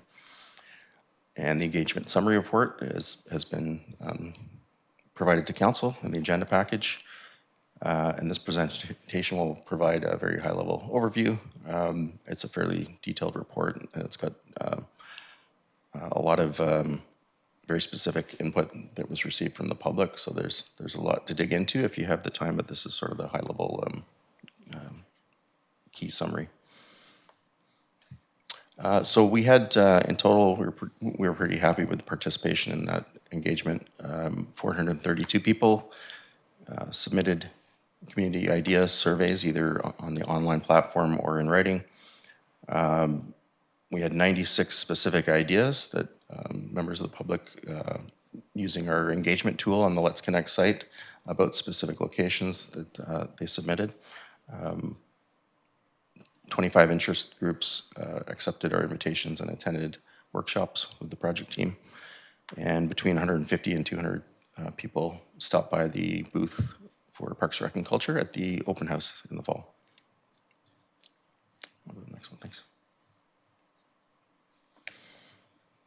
Some of the things that came out of the survey, 83% of respondents felt that the PRC services, Parks, Recreation, and Culture services, are very important to the appeal and attractiveness of Port Alberni. And 75% of those responding said that they're very important to their household quality of life. Some of we had some questions in the survey on priority values, where people had the opportunity to pick a few out of a long list of what values they thought were most important for the department and its programs. And the ones that came out on top were community trails and pathways, making sure our infrastructure is well maintained and managed, that our programs and services are affordable, that we provide accessibility for all ages and abilities, and that we prioritize personal health and wellness opportunities. So those were the most resonating priorities that came from the survey. The left-hand graphic there will give you an indication of what segment of the community participated in the survey. So you can see 96% of the people filled in the survey are people who at least occasionally use indoor recreation facilities. Similarly high numbers all the way through. So, the majority of the people who did complete the survey and weigh in their opinion are the people that are using those facilities. Top limitations to accessing our facilities and services: inconvenient times to participate, such as opening hours or available program times, personal time constraints, lack of time, and third being inadequate facilities or amenities. Okay, I'll take the next slide, thank you. There's more detailed analysis on all these things in the engagement report, but at a high level, this is some of the top facilities and programs that the community indicated they were most satisfied with and least satisfied with. So multiplex, the Bob Daly Stadium, ice and arena programs, the museum, baseball diamonds, these are all things that a high percentage of people indicated they were satisfied with what we're doing now, what we have now. Probably not a huge surprise to people, given that we've been talking so long about a new aquatics facility. Out of the top 8 facility and program related things that people are least satisfied with, 5 of those 8 are aquatics related. The others being skateboard park. Our rate or efforts done to renew and upgrade our existing facilities, we had 74% of people said they were unsatisfied with the city's performance on that. The Echo Fitness Center, and that was the other one, other than the aquatic programs and facilities. It didn't show up in the top 8 here, but because it's relevant to some of the other discussions on council agenda. Wayfinding for trails, 46% of respondents said they were unsatisfied with the state of our trail signage and wayfinding. Okay, I'll take the next one, thank you. And then this would be a list of facilities and programs that the largest percentage of people identified as the city should be looking at either building new or improving what we have. Again, swimming pool is right up there. By far was the number 2 was close, a distant second, basically. Fitness center, indoor playground. Outdoor recreation facilities, washrooms. We had a lot of comments in general at the open house and through other submissions about the need to do better at providing public washrooms to people that use outdoor city facilities. Bike skills park. Even though there was a high level of satisfaction with the city's natural trails, that was one of the things that resonated that people were really happy with. It also was identified as a priority for we need more. People felt that was something that we need to spend more money on and develop more. And then playgrounds was a common one as well. As far as programs, again, the top 2 are both aquatics related. But we also had a lot of people who were interested in seeing the city put effort into more development of trail-related programming, and nature, outdoor exploration, and more fitness programs.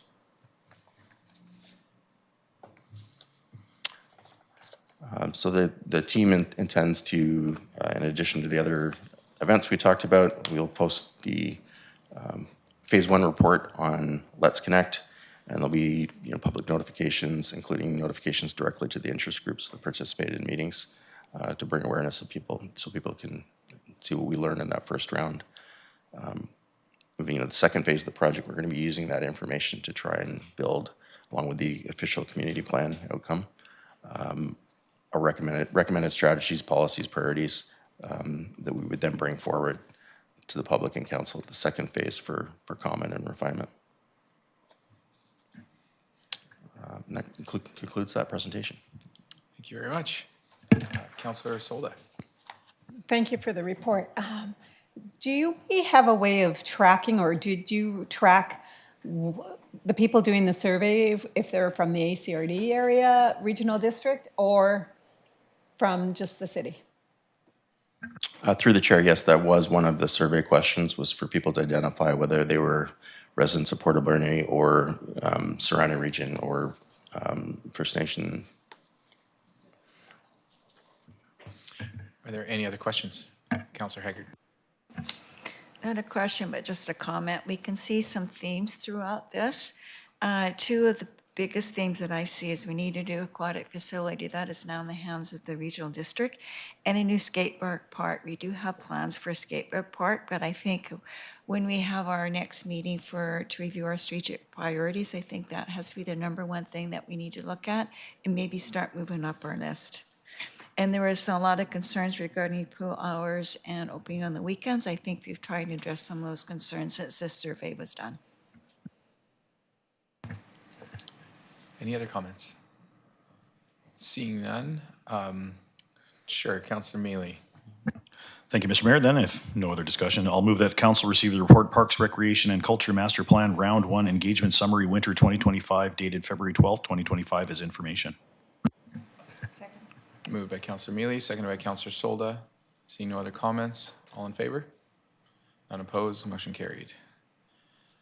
Thank you. Oh, we got, yeah.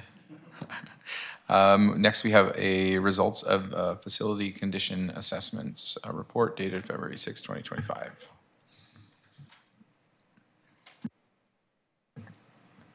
Thank you again, Mayor and Council. The purpose of this report is to share with Council and the community some of the highlights of the outcome of our facility condition assessments that we carried out in the summer and fall of 2024. This is basically a sub-project of the Parks, Recreation and Culture Master Plan development, specifically primarily related to the facilities division. So for those that are not familiar, maybe for the benefit of some of the public, Parks, Recreation and Culture's facilities division manages most city buildings, not just those that are directly related to the recreation services and programs. So buildings like the City Hall, public safety, public works and parks operations buildings are all managed by the facilities division of Parks, Rec and Culture. So it's about 30 occupied buildings in total. It's quite a lot of real estate. It adds up to a total replacement value of somewhere around $100 million worth of buildings. And that doesn't include other structures like grandstand, gazebos, bridges, other covered structures, and then all the heritage buildings at McLean Mill. So those are all managed by this department, and in aggregate require a lot of money to maintain and renew as systems wear out. So these condition assessments were an attempt to gather information needed on big renewal cost needs coming up, particularly stuff in the next 5 years and 10 years, so that we can plan for them ahead of time and do more investigation and do the decision making on specific details. Whether we want to do quick and dirty maintenance, whether we want to do upgrades because the facility needs an expansion or something new anyway. Knowing these things are on the horizon gives us a lot better opportunity to plan them into the master plan long ahead of time, so we're not surprised when something fails at the last minute and having to scramble. So the facility condition assessments we did were carried out by engineers and technologists from WSP Canada's Building Condition Assessment Team. WSP was selected by city staff through a competitive procurement process that had 9 submissions in total. And WSP Canada was a successful candidate. All of the average dollar value of the proposals that came in were higher than we anticipated. So we did do some negotiations with the consultant to remove some scope to manage to our budget. So some of the things we would have liked to assess at the outset, we removed and deferred to a future project. So WSP applied an ASTM standard method that's common in their industry and rated the condition of each building system that was looked at on a scale of very poor to very good using a standardized system known as the Canadian Infrastructure Report Card method. So today's report is going to be a highlight of some of those 14 individual reports. There are no capital recommendations, although some of the information that appears in these reports will eventually inform master plans, financial plans, and future staff reports to council with recommendations. And before I go to the next slide, I'd just like to note that I'm presenting the results that WSP presented to the city in their reports. This is by no means my area of expertise, so I have enough knowledge to maybe summarize and speak on in general, but I may not be able to answer very detailed questions, although I'll be happy to take them back to the consulting team if council needs more information than I can provide. So I can go to the next slide. So this slide outlines the scope of what we did assess with our consultants for this project. In all 17 buildings, so not all of the 30. And we focused on building systems that tend to have a large, all-at-once price tag. And again, the reason that we didn't do everything in all buildings is strictly for budget reasons. It would have really added up to, in terms of the amount of consulting time to look at every small building and every aspect of those buildings. So we focused on where we thought the biggest dollar risk values were, particularly the next 5 to 10 year horizon. We attempted to exclude things that have been renewed relatively recently that should still be in good shape, and things that we already knew that were, failing and we were going to be replacing soon, that we didn't need an expert to tell us that they're no good. So things like plumbing and electrical we left out because those tend to be done more piecemeal as opposed to renewing an entire building all at once. But that's not to say that an assessment of those systems wouldn't be useful in a refinement of this asset management data in future when time and budget allow. Okay, next slide, please. Okay, so as you'll notice in the previous slide, we looked at a lot of the roofs of big buildings because that is one of the biggest individual project dollar value risk, and we do have a lot of roofs that are getting aged and maybe nearing their end of service life. So there'll be a number of results of roof assessments in here, but I didn't want to just include the bad ones. So at Echo 67, our consultant concluded that the roof over the recreation center and over aquatics, the main roof over aquatics, there's some smaller roof pieces that are older, but the main roof are in good condition and still a long way from expecting to need renewal. However, the roof sections over the library was found to be poor. Their recommended renewal budgeting date would be 2028 for the library and 2029 for the museum, which is kind of on the borderline between fair and poor currently. The assessment noted that the amount of blistering and repairs for a 17-year-old roof were excessive for that kind of roof. So they suggested that it's this particular roof renewal that was done 17 years ago probably had some quality issues or other problems with the roof that didn't allow it to last as long as it should have been expected to. Next slide, please. I should mention, sorry, that there's a software in the agenda package. You'll notice the version that you received is missing some of these captions. It's a problem I've had a couple of times with converting from PowerPoint to Adobe. Sometimes it seems to lose some information. But the slides I'm presenting here do have the full captions, and I think we can provide them subsequently. Some of the other roofs, the upper Glenwood roof was found to be in fair condition. Again, this one's about 15 years old. It's starting to look a little more worn than our consultants feel it should be at that age. City Hall is looking fair and better than Glenwood, so it's expected renewal is a long way off. There are some recommendations about localized repairs. So for example, City Hall's roof has got some bad spots around where the HVAC units are, probably caused by people doing maintenance that should be fixed in the shorter term, but those are smaller projects that wouldn't be a major capital. And then the fire station roof found to be poor. Signs of leaking around the skylights and excessive ridging, blistering, seam splitting, cracking, granular loss on the roof. We don't have an exact date in our records of when that roof was done, but the consultant estimated it was about 20 years based on their visual observations.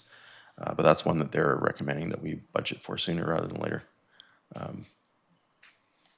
an imminent need. Next one, thanks. A couple of the steel roofs here. So Echo Park Fieldhouse East on the lower left was rated in poor condition, but it is 40 years old. So these roofs typically can be expected 40 to 50 year service life. So we would like it to last a little longer, but it's almost reached its expectations. They're recommending we budget for its replacement in 2028. We only assessed one of the two field houses with the rationale that they're built at the same time, same materials. So we can probably assume safely that the other field house is similar condition. Spirit Square original, so for those not aware, the Spirit Square was expanded. So some of the roofs are original and some of them are newer. The original portion of the metal roof at Spirit Square, which I think includes the washrooms, was rated as poor. It's 41 years old, but it's also in close to a marine environment, and steel roofs are known to be impacted and sometimes have shorter lifespan if they're exposed to salt spray. So it's not surprising that one would be nearing need for replacement. RCMP building was rated as fair. It's about 18 years old, so not imminent need for renewal. The consultant commented that the condition was consistent with the age of the roof, recommending around 2031 as an estimated repair date, or replacement date, sorry. Okay, Sarah, thanks. Getting now to 9th Avenue, Industrial Heritage Center, Curling Club, and Sunshine Club. So the Curling Club roof was found to be poor. That's another one we don't have an exact date of when it was installed. But as you can see, it's had a lot of patches and repairs of seams and replaced sections. Flashings and sealants at the where the upper walls meet the roof are worn in poor condition. So the WSP is recommending we budget for 2030 for replacement of that roof. And then over on the right, you see on the other side of the building, so the main flat roof. So you may be able to picture there's a large vaulted section, sort of a half barrel roof that's separate from the main roof. Those are different ages. So the main flat roof is believed to be original. It's an old style tar and gravel roof, 42 years old, so nearing the age where it would have been expected to last, and it's in very poor condition now. Blueberries was a new term I learned. As I said, this is not my field of expertise, but those little bubbles of tar that start popping up in clumps through the gravel are a sign of degradation. And you can see within the building itself, there's evidence of past damage to the structure from past leaks that have been repaired. So this one is recommended to be renewed in 2026. There's that vaulted roof I mentioned on the left, rated as fair, estimated to be about 10 years. So we're ways off from needing to replace that. The gable end walls, so the walls immediately below that roof are believed to be original. It's a stucco construction nearing the end of its expected service life, but it's still in fair condition. So WSP is recommending we budget for 2030, which would be pretty good lifespan for that type of structure. Then the concrete block finishes on the outside of the building, it really varies around the building. I think because the high-level methodology that our consultant does, they don't, break up, do this piece of wall this year, this piece of the wall that year. So we've got costs based on assuming that everything gets redone at once, based on some sections being quite bad. So that's an example of where we have a recommended budget for and timing for repainting the entire exterior. But with a little bit more investigation, we may find that some sections we may be able to scope out, so that may not be a full replacement. But certainly portions like the one you can see in the lower right and upper right are in such poor condition that it's putting the building at risk, water migration through the concrete. And there's lots of signs of efflorescence, which is a sign of the concrete block degradation from water movement. Okay. We also looked at HVAC units, but the multiplex was one where there's a fair bit of cost in the long term, but it's kind of spread out because we've got different ages. Some of the units have already been replaced. Like the one on the left was replaced 3 years ago. Return unit, it's considered very good, so we're way off in the future. But we have others like the unit on the right. Not all of them are poor, but some of those big HVAC air handling units were considered to be in poor condition. They're original, and they're getting close to what their expected service life would have been at the time they were put in. So that particular makeup air unit on the right, recommended to expect renewal in 2026. Okay, next one. So just in summary, some of the big projects to be aware on the horizon dollar-wise that the WSP has identified. So again, these are their recommended timing, not necessarily staff recommendations. We've still got work to do with assessing these recommendations ourselves and working through it in terms of priorities through the Parks, Recreation, and Culture Master Plan. But their recommended timing, 2025, they recommended, which should be this budget year. We have not put that forward as staff, but it's the consultant's recommendation that the fire station roof and skylights should be done now. 9th Avenue flat roof replacements on the old tar and gravel portion over Heritage Center and Sunshine Club. Then in 2028, roof and skylight panel replacement for Spirit Square, and cleaning and repainting of the steel framing on the newer portion that's starting to show corrosion that the life can be expected if we clean that up and repaint it, clean it. And the Echo 67 Center library portion of the roof. 2029, Glenwood Recreation Center roof, and 2030, the 9th Avenue end stucco assemblies and roof replacement over the Curling Center. So these are just some of the big ones that are in the short of 5+ year horizon. But all in all, the consultant came up with about 70 projects within the next 10-year time frame that would total an estimated $11 million in today's dollars over that time. So it's fairly substantial dollars, but again, I guess not to be considered a complete surprise, considering it's about $100 million worth of buildings that some of which are quite aged. So, and that concludes my presentation. Thanks. Thank you very much. Councilor, are there any questions? Councilor Mealy. Thank you, Mr. Mayor. And once again, Mr. Arsenault, thank you so much for all your hard work, and to the consultants as well. So when talking about I'll call it the old arena and curling club, just because of 9th Avenue Arena and all that. So obviously we're going to receive this report today. Previous council resolution has told staff to work with the tenants within. Will we be forwarding this report directly to the IHS, the Curling Club, and the Sunshine Club so they can have it as soon as they can? And then those, or is it going to happen with the discussions with staff? CAO. Thanks for the question. I'm guessing they already have copies because they're out in the public agenda today, but staff would probably forward them on to, as we're supposed to enter in discussion soon. So I can follow up on that and make sure that they have copies. Thank you. Mr. Arsenault. Thank you. Thank you, Chair. I just thought I'd clarify that it's just a summary report that was included in the agenda.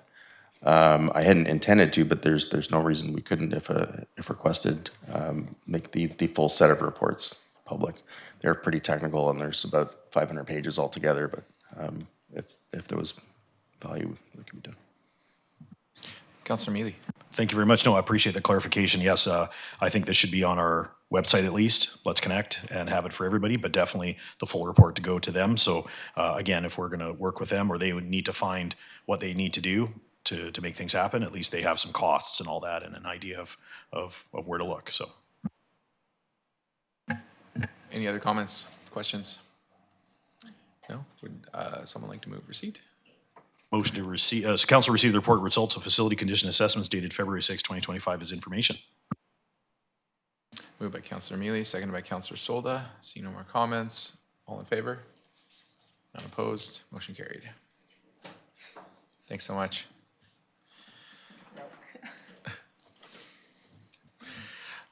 Moving on to business license regulation bylaw and special event licenses.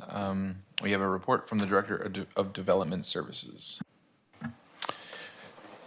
So thank you, Council. Good afternoon. So the City of Port Alberni's business license regulation bylaw number 4951 sets regulations for business license and special events licenses. And it includes what the rules and regulations and fees around those. And the requirement for a business license or a special event license ensures compliance with our local regulations, health and safety codes, and safety standards. Now, our current bylaw does not have any provisions for nonprofit organizations or community events. And although the requirement for a special event license and associated fees have always been in the current bylaw, it had not been consistently required, especially for nonprofits and charitable events. And in 2024, staff followed the bylaw and required all special events to get a license and pay the associated fee. This was not well communicated to the various groups, or in fact, it was not well communicated to council. In the fall of 2024, this came forward to council, and city administration paused the charging of fees and charges for special events for nonprofits and charitables until we were able to do some more research and bring some information in front of council. And that's what this report is doing to do so. Staff reviewed a number of other municipalities. We looked at 6 other communities and their business license bylaw, specifically around special events for the most part. And the regulations for special events and varying things, although there's a lot of similarities, when you think about it, you think they'd be very, very the same, but there's a lot of inconsistencies, and they vary widely on how this is applied and how it's written into their bylaws. For example, there's a kind of a overview summary of the communities and Port Alberni's bylaws, how they relate and how they kind of compare. So some of the bylaws have very good definitions of special events. Other bylaws, including Port Alberni, have no definition of what a special event is. But all the bylaws have fees for special events. Some are clear and some are kind of a bit various categories, but they all actually have fees and charges in them. There's quite a range of those fees and charges for special events, from a low of about $50 per day to a high of $220 per day, with one municipality having a flat fee of a $500 for the event kind of thing. Port Alberni's fee is $220 a day, so that is on the high side of the municipalities that we looked at. Several of the bylaws don't have any exemption language for special events for charitable or nonprofits, and Port Alberni is one of those, while other bylaws do have language that provides exemptions for fees and special events, especially as it relates to charitable purposes. Some of them have very unique languages, which I wouldn't recommend, like Parksville has one where if in the opinion of the licensing officer, it's the business is operated for a charitable or non-profit event. In my mind, that puts that staff position in a very difficult position, so I wouldn't recommend using any of that type of language. That being said, staff would recommend that council consider some changes to our current business licensing bylaw, and a few things that we think would be worth and would be helpful is a clear definition of what a special event is in the city of Port Alberni. The current fee of $220 per day, we think, is probably still appropriate for-profit events that are not related to a nonprofit or a charity. And then we would suggest that the council consider introducing either a new lower fee for nonprofit charitable events or introduce some exemption language for nonprofit and charitable events or a combination thereof. And just looking for direction on how you would like us to move forward, and then we would do some more research and bring forward a potential bylaw amendments for council's consideration. Excuse me, probably at a committee whole where there's ample time for discussion, and I'd be pleased to try and answer any questions. Councillor Solda. When I was doing my concerts and that, I always donated to an event, to a society, but it had to be a local society. I mean, you can do outside the community, but I always felt that it was really important because there's a lot of organizations that might not get the funding from outside the community, and they only get what they get from whoever donates from their pockets or from events in the community. So I don't know if there's any thought of local charities. I mean, we do have a lot of events that come into our community, and it's donated to a bigger cause. So I'm just throwing that out there. I just think we need to look at something like that.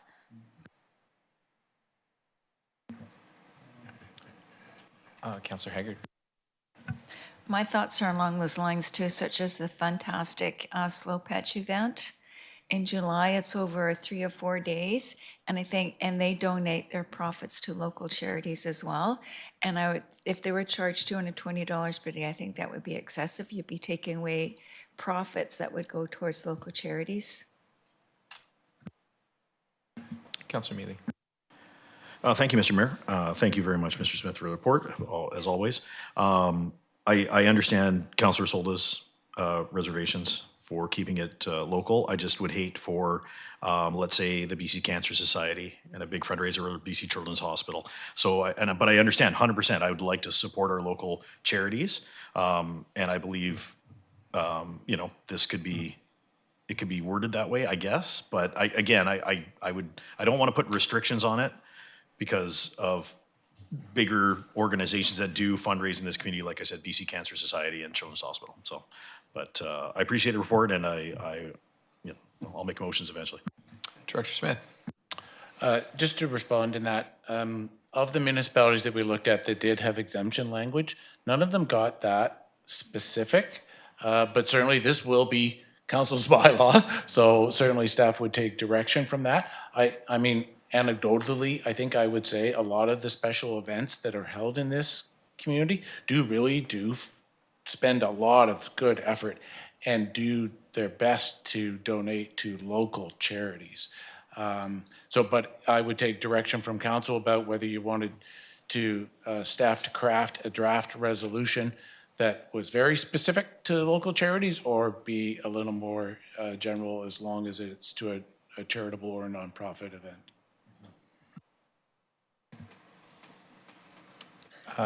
Yeah, go ahead, Councillor Solda. I saved you. I still look at it, I understand where you're going from, you know, the Cancer Society and there's such great events that they hold, but saying that, they get a lot of funding from all over different communities where local, like Ty Watson House and other venues, is, even the skateboard park, they're not going to get a big provincial funding or from other communities. So that's why I'm looking at, there has to be some bonus for local community, local nonprofits.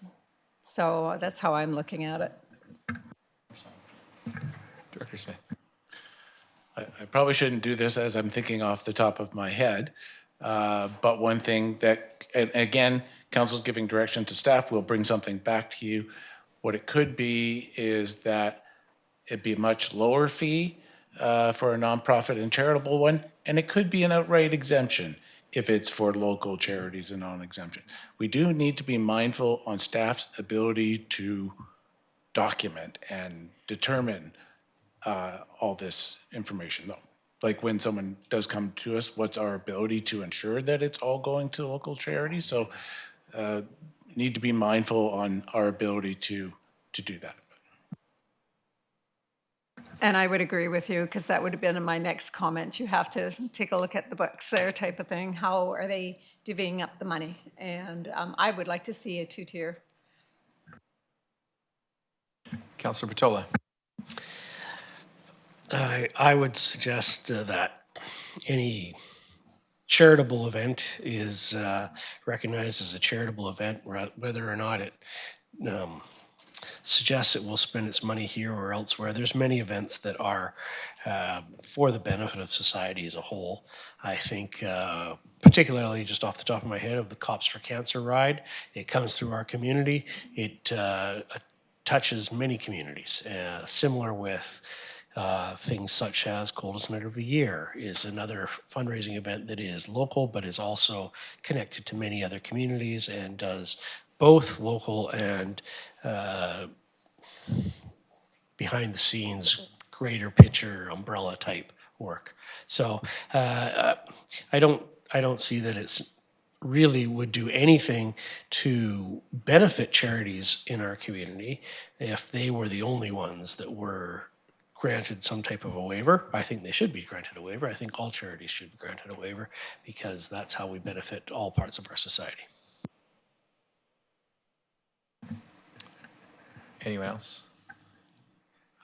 Councillor Mealy. I'll make the motion if that's Sure. okay. Thank you, Mr. Mayor. Appreciate that. So I'll move that council direct administration to prepare changes to the business license regulation bylaw number 4951/2017 related to the special events as follows. Have a clear definition of a special event in the bylaw. The current fee of $220 per day be charged on for-profit events not related to a nonprofit or charity. Introduce a new lower fee for nonprofit and charitable events, and or introduce exemptions language for nonprofit and charitable events. Moved by Councillor Mealy, seconded by Councillor Patola. Are there any other comments? Sorry, I apologize. Councillor Mealy. There was a second part of that motion there. I apologize. I see it now, if I may continue. Sorry. And it's further that council direct administration to not charge the special event fee for nonprofit or charitable events until the above amendments to bylaw number 4951 have been adopted by council. Apologies. Is that all right? Sorry, thing. All right. I think we can we just go ahead with that? Okay. Councillor Hager. The example that I used was the Fantastic Slow Pitch Tournament that donates their profits to a charity, but I'm not sure if that's a nonprofit organization or not. Do you happen to know? Because even if they're a business, they're donating their money to nonprofits.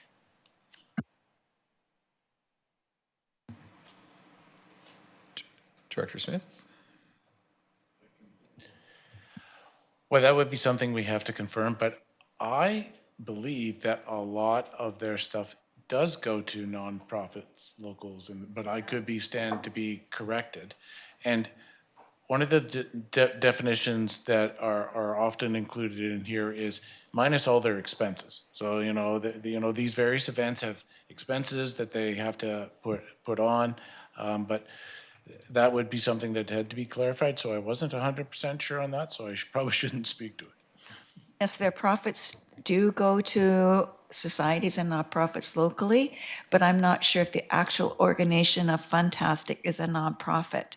So they would, under that guideline, they would still be charged their $220 per day, which is taking away money from our nonprofits that would be donating. And what we can do is, staff may put a couple options for council to consider about exactly the wording that, how the bylaw could be amended. So we can do a little more research on that, because I think some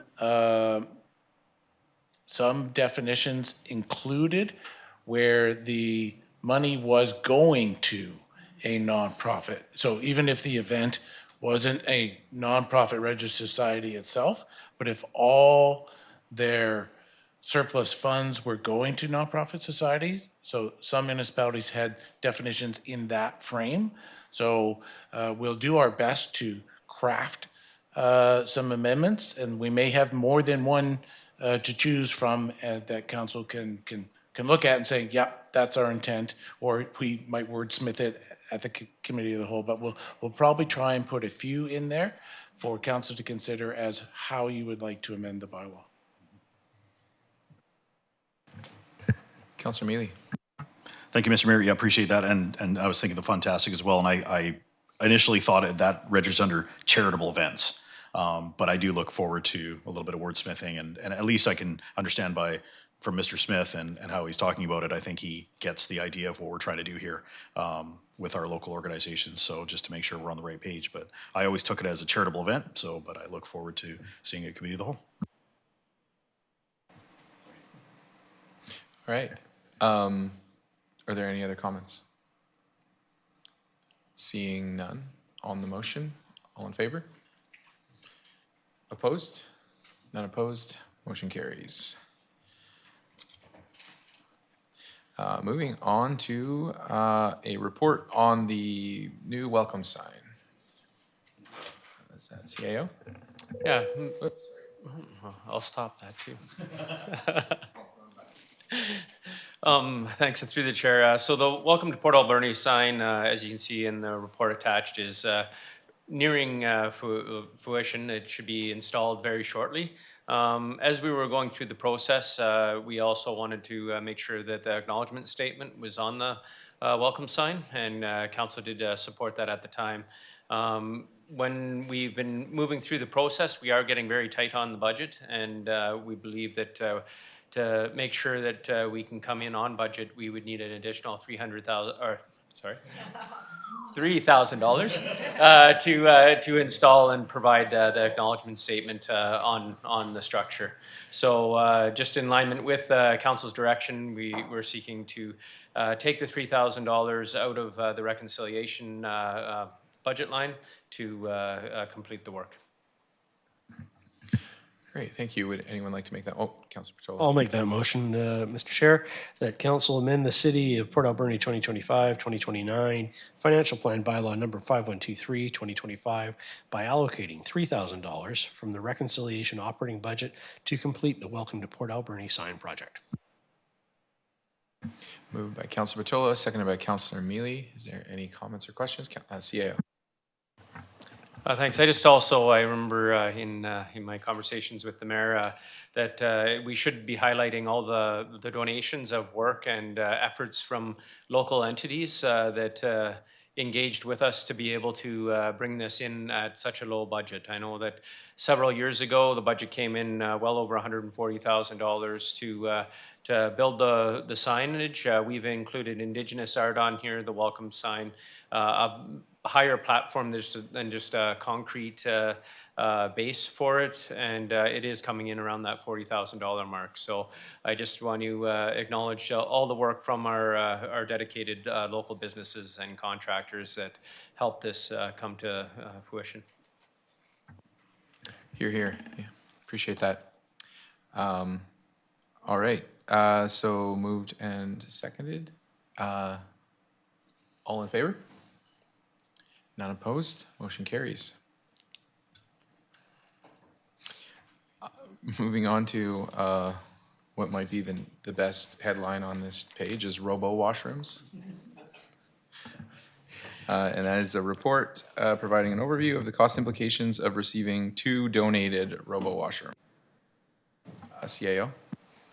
Yeah, thanks. At FCM conference, we were there, and Councillor Haggard was able to go on a tour and see a lot of the different areas of the city of Calgary. So in there, the city offered a couple washrooms up, and we did say that we were interested in them.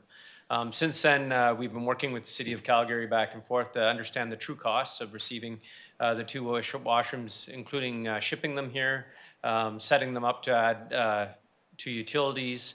That also depends on the location. So you'll see in the locations there are varied costs. So I think I provided the up to cost. And then the annual operating dollars for these self-cleaning washrooms in the city of Calgary were around 30,000 per unit per year.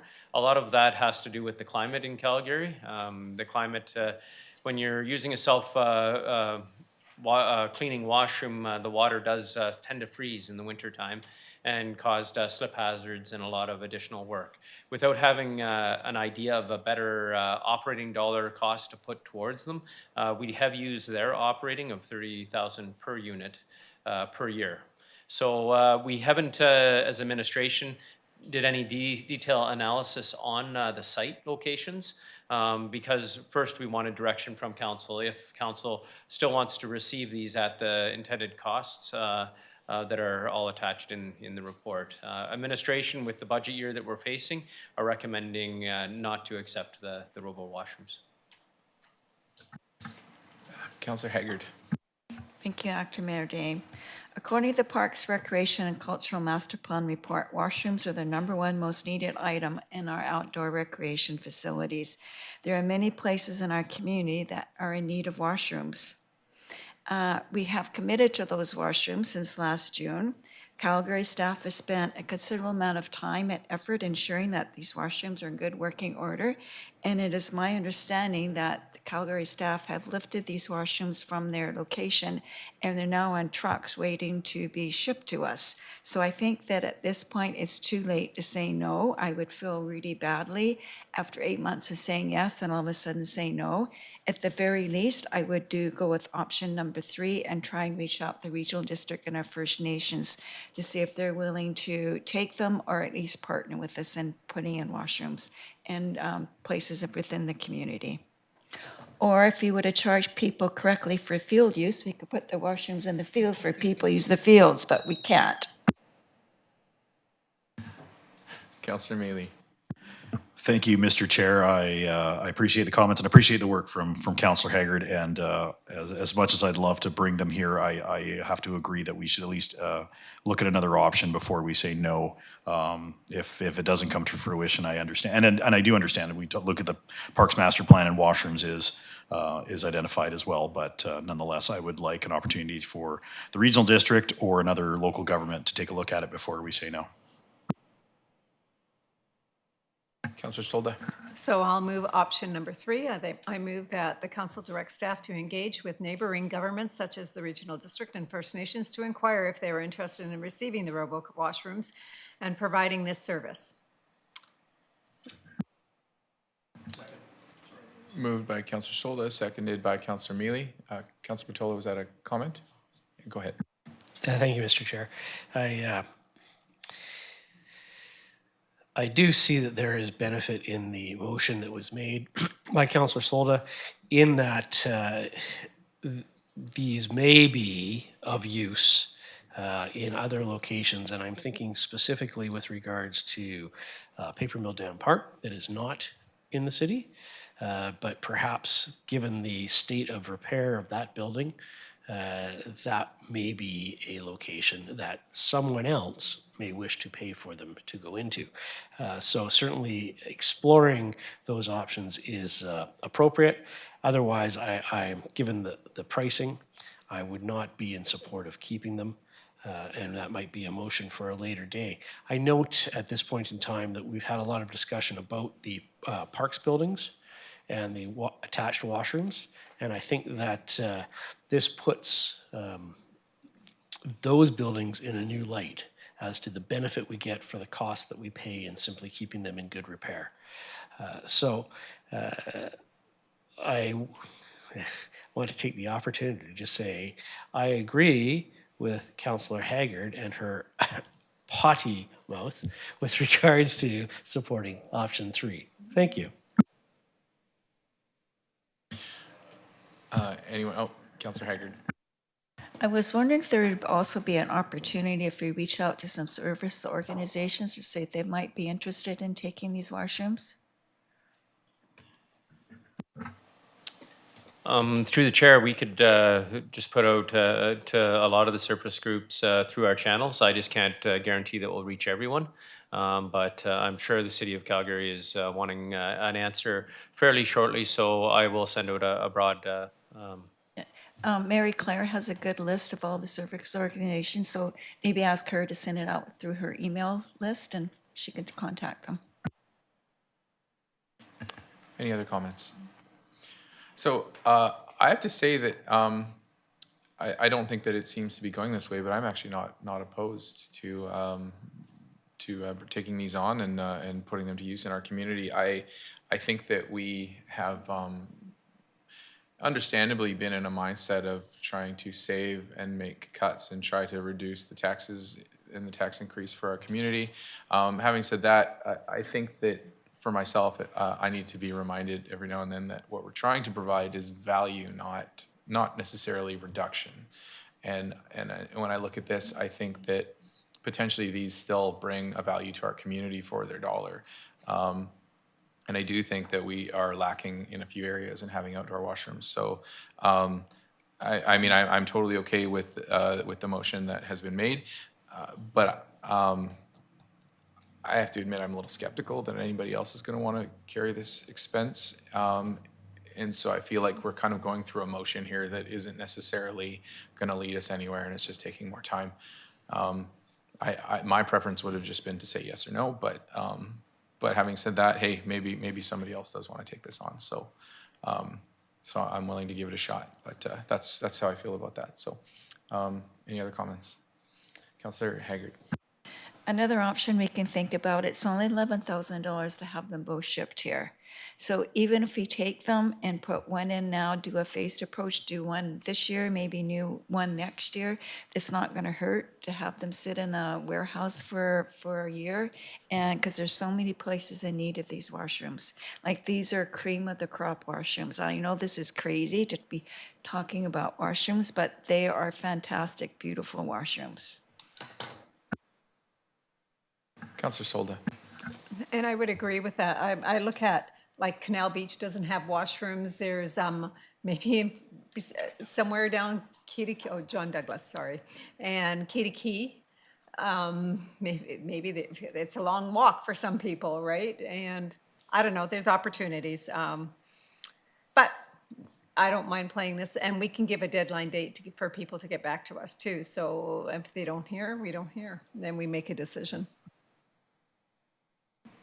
CAO. So I think I'm understanding the motion is I reach out to the groups, but I'm not coming back to council if this is the motion. If nobody takes it, then I would be saying no.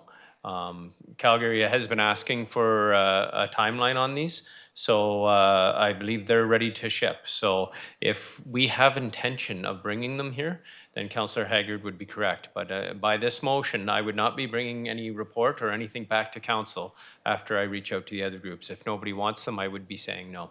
I just wanted to make sure that everybody's on the same page on that. Thank you. Depending on how long,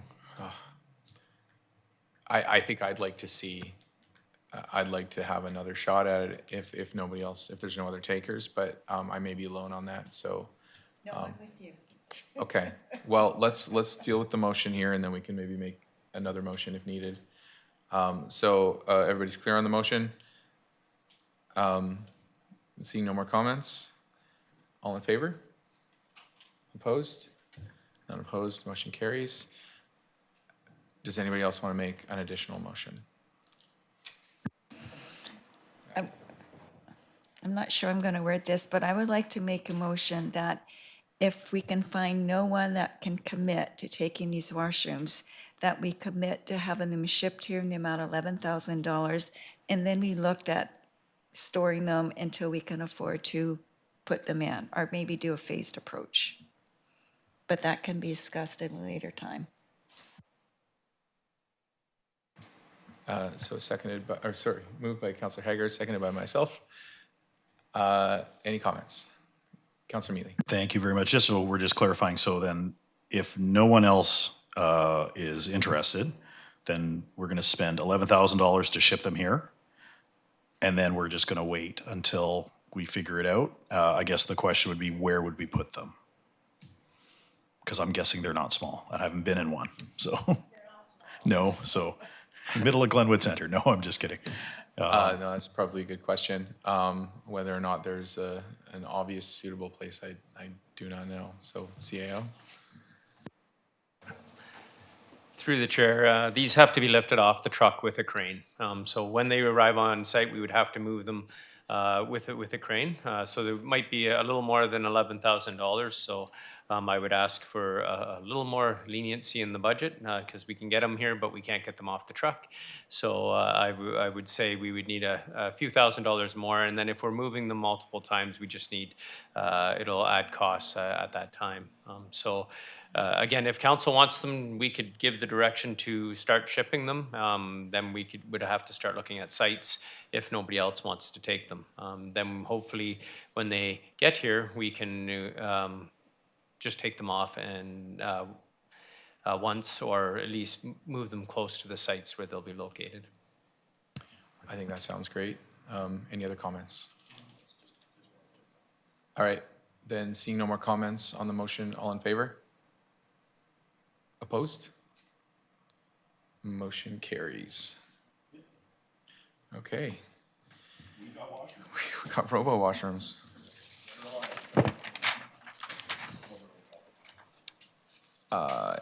Okay, so we've already dealt with that, I believe, right? L8's been dealt with. So question period. Are there any members of the public who would like to step up and ask a question? Roland, come on up.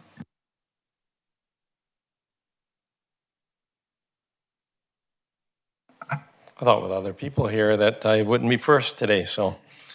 Let's start with, I know this didn't come up today, but it was just a week ago. We're talking about some realignment work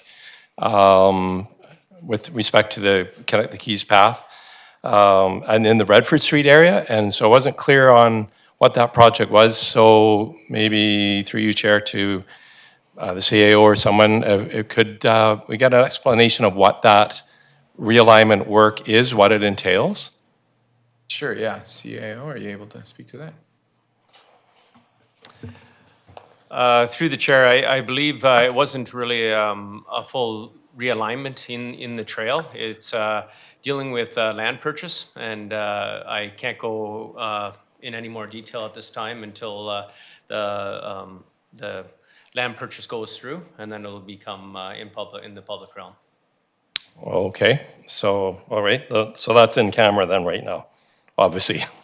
Okay. Earlier, during today's meeting, there was a discussion on the RCMP funding of officers and so on. I guess I've been hanging around council for too long, but 8 years ago, almost exactly, then Inspector Brian Hunter gave a very detailed and intelligent response to this very topic, the very thing, cutting police officers and all that. I encourage council to go to the February 8th meeting at the 1 hour, 25-minute mark and review that presentation. I don't believe, sorry? The February 8th, 2017 at the 1 hour and 25-minute mark. And I don't believe that anything that Mr. Hunter said that day has any less relevance today. And so I guess, as I was saying, that the time that I spent around council, what is old is becoming new again. And so as a spectator of this, sometimes it gets a little frustrating in that I watch you guys spending, and you're doing it honestly, I realize that, but it's like, we just are circling around. And anyway, if you could do that, that would be awesome. So on the financial plan, good job, everybody. A year ago, you passed a plan, a 5-year plan, that said that with your revenues and expenses, and you've come in at 232,000 difference. You're pretty much, all the numbers have matched what you approved a year ago. With all the discussion that's gone on, if you look at the adopted financial plan for the 2025 approved numbers last year, and you look at your consolidated financial plan document in today's agenda and compare it to that document, you're basically identical. The concern I have with that is that a year ago and 2 years ago, I encouraged council to be a little bolder.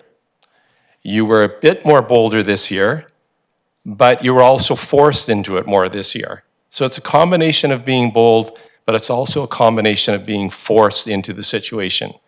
Already next year, based on the plan you approved last year, the tax increases I've already gone up 5% more than you predicted. We're at almost 14% next year, and we're not there yet.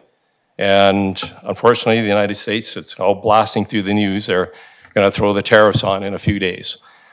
We don't know what we're in for.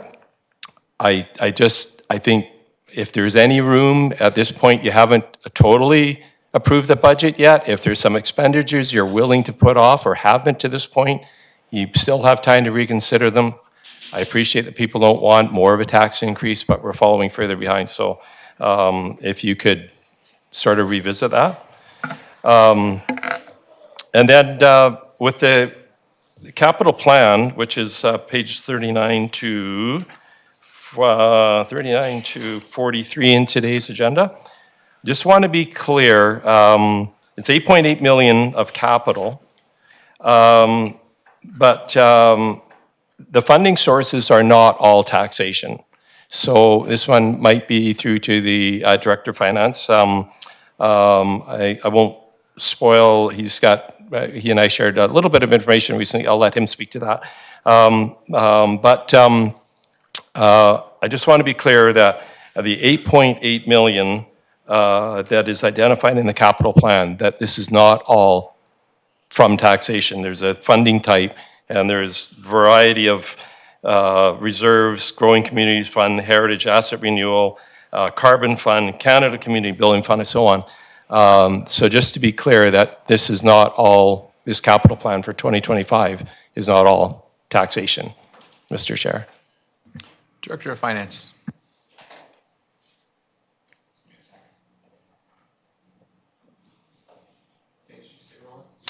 Uh, 39 through 43, but 43 is the final.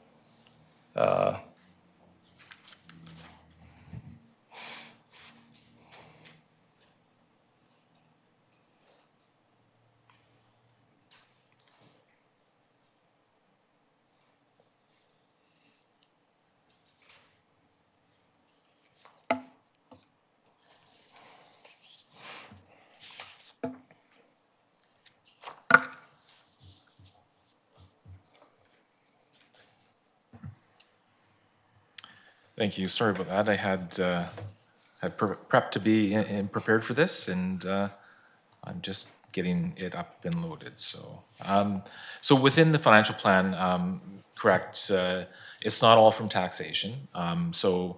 We do take from reserves, and within the financial plan, there's also some splitting that we had noted in the financial plan. So when it came to the turnout gear, we have the 119,000 there, but it's split between taxation of about 54,600 and then 65,000 from IRF. So same with the replacement of the 2011 Chevy Silverado. That's 110,000 in the financial plan, but the carbon fund has 49,436, and then the IRF is covering that for 60,564. So we do have that kind of broken down, and I will provide that in the financial plan moving forward, just as a little note in each section. When we look at the overall taxation, if we go to the financial plan. Just give me a sec here.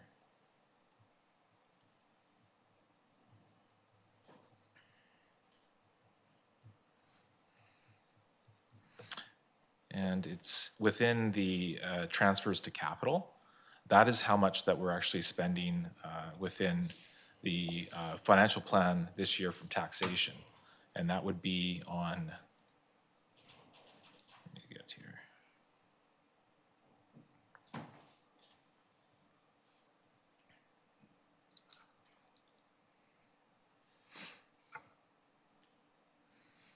And that's on page 34 of the agenda. And if you look at line 28220, that gives us how much that we've had for this year from taxation. So that includes the contribution for the turnout gear, and you can see that in the middle of the page there, transfers to general capital reserve. So these are expenditures from taxation for capital in 2025. And you note in 2024, we were just under $500,000, and in 2025, it's 2.367 million. So That's very close to the number I calculated, so we're definitely in agreement. So that brings me to the last thing. Well, I guess there's going to be a question in here, but I appreciate, and I touched on this last week about some of the Facebook comments and some of the stuff that goes on that I disagree with. But I came across a Facebook post on Friday night. It showed up randomly, and it's on the city's Facebook page. And it mentioned about how the average, using $1 a day average and a coffee cup and splitting the expenses out. And it referenced a couple budget items. The one that jumped out at me was because at the top of the list was capital projects, 42 cents from taxation. And that didn't make sense, which is why I drilled down more into this document. So as we've just clarified, the 8.8 million in capital this year, about 71% of it is not from taxation. It's not from raising the taxes this year. It's coming from out of existing accounts. It also overstated the police budget need from taxation for 2025 by nearly 2 million. So I suggest to the organization, in that I appreciate that you're frustrated by some of the inaccuracies. Sometimes the organization has called out citizens for making misleading statements on Facebook. It doesn't help the narrative if the organization then puts out information that is itself not just off a little bit. This is off a lot. These numbers are off quite a lot in this Facebook post. So I'm just wondering what happened there, because there's more nuances to the budget than just this little caps, and I understand that. But I'm just think that it doesn't help. A lot of people don't follow the budget the same way that some of us do.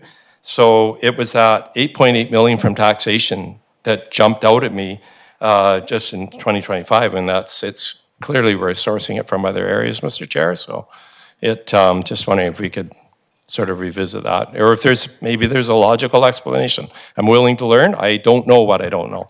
Sure, yeah, appreciate that, Mr. Smith. I wouldn't be able to personally comment without looking into it more, but CAO's got his hand up there, so I'll let, Director of Finance.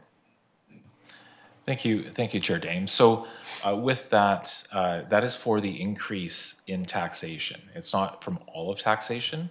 So when we're looking at trying to show how much your taxes are going up this year, it's based on that specific change from 495,000 up to 2.3 million. Sorry. 2.3. Okay. Yeah, so that's the portion of increase. So we're not saying that that's the overall taxation.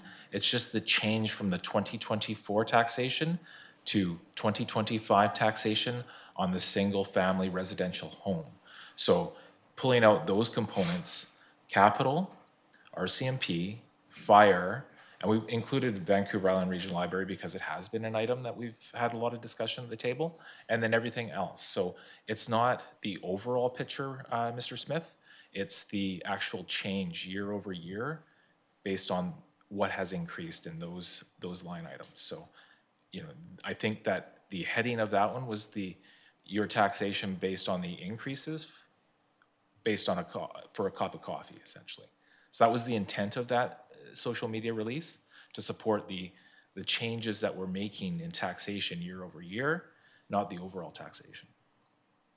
Okay, and total, and taxes have increased by about 4 in total. Revenue, projected revenues of somewhere around 4 point something million, I believe it is. I have that note somewhere. Year over year, the total revenues for being the revenue source for the city being primarily taxation. So, Chair Dame, so if we look at page 27, that shows how much has gone year over year, and that's the 4.4 million. 4.4, yeah. Okay. Good, understood. Thank you very much for your time. Thank you, Roland. Anyone else? Mr. Kangeeser. Good afternoon, and thank you. You're about to adopt the budget, as Roland was just speaking about, and the tax rates will be set then. Your schedule here shows at the moment, and there's only the final reading left, but at the moment, the general taxes are going up 14%. The average homeowner, 13-something%. I think you've done good work and try to minimize that as best you can. I just want to point out a couple of interesting things inside that tax sheet, because it talks about averages, but drill down into some of the detail. I look at the homeowner one or the residential one, and I always get out my tax bill, my assessment notice. And while I don't live in the house anymore, if I was still there, I'd be smiling all the way to the bank, because my assessment went down almost 10%. And then when I apply the tax rate to that, my taxes would only go up $87. Hell of a deal. Now, the flip side of that is someone who had a lower, mine was $650,000, something like that. But if you had a house at $300,000 and you apply the tax rates, you're going to get that 14%. If your assessment happened to go up when you're at that $300,000 level, your taxes are going to go up more than that 15%. So it's just interesting to watch that when you're doing those analyses at your next meeting. But in particular, have a look at the light industry taxes. They get a double whammy because the assessment has gone down 10%, presumably by a loss of some light industry somewhere. And when you apply the same tax rate, 14%, you're increasing the taxes while that assessment is going down. You're increasing the taxes by $140,000. Apply that to the tax rate, to the taxes collected. For that light industry taxpayer who's assessed the same as they were last year, their taxes will go up almost 27% to pay for that loss of assessment for the loss of the industry or somewhere else. So that ongoing business in town here with the business class and light industry is going to be paying about 27% more in taxes if everything else was equal. And that's interesting. Just a little nuance to look at when you're looking at the taxes coming up. I have a question aligned with what Roland asked you about the Key to Key Trail, been redeveloped or rejigged recently behind the Port Boathouse. So my question is simply, was the city aware that they were building and improving the pathway behind the Port Boathouse on land that they did not own?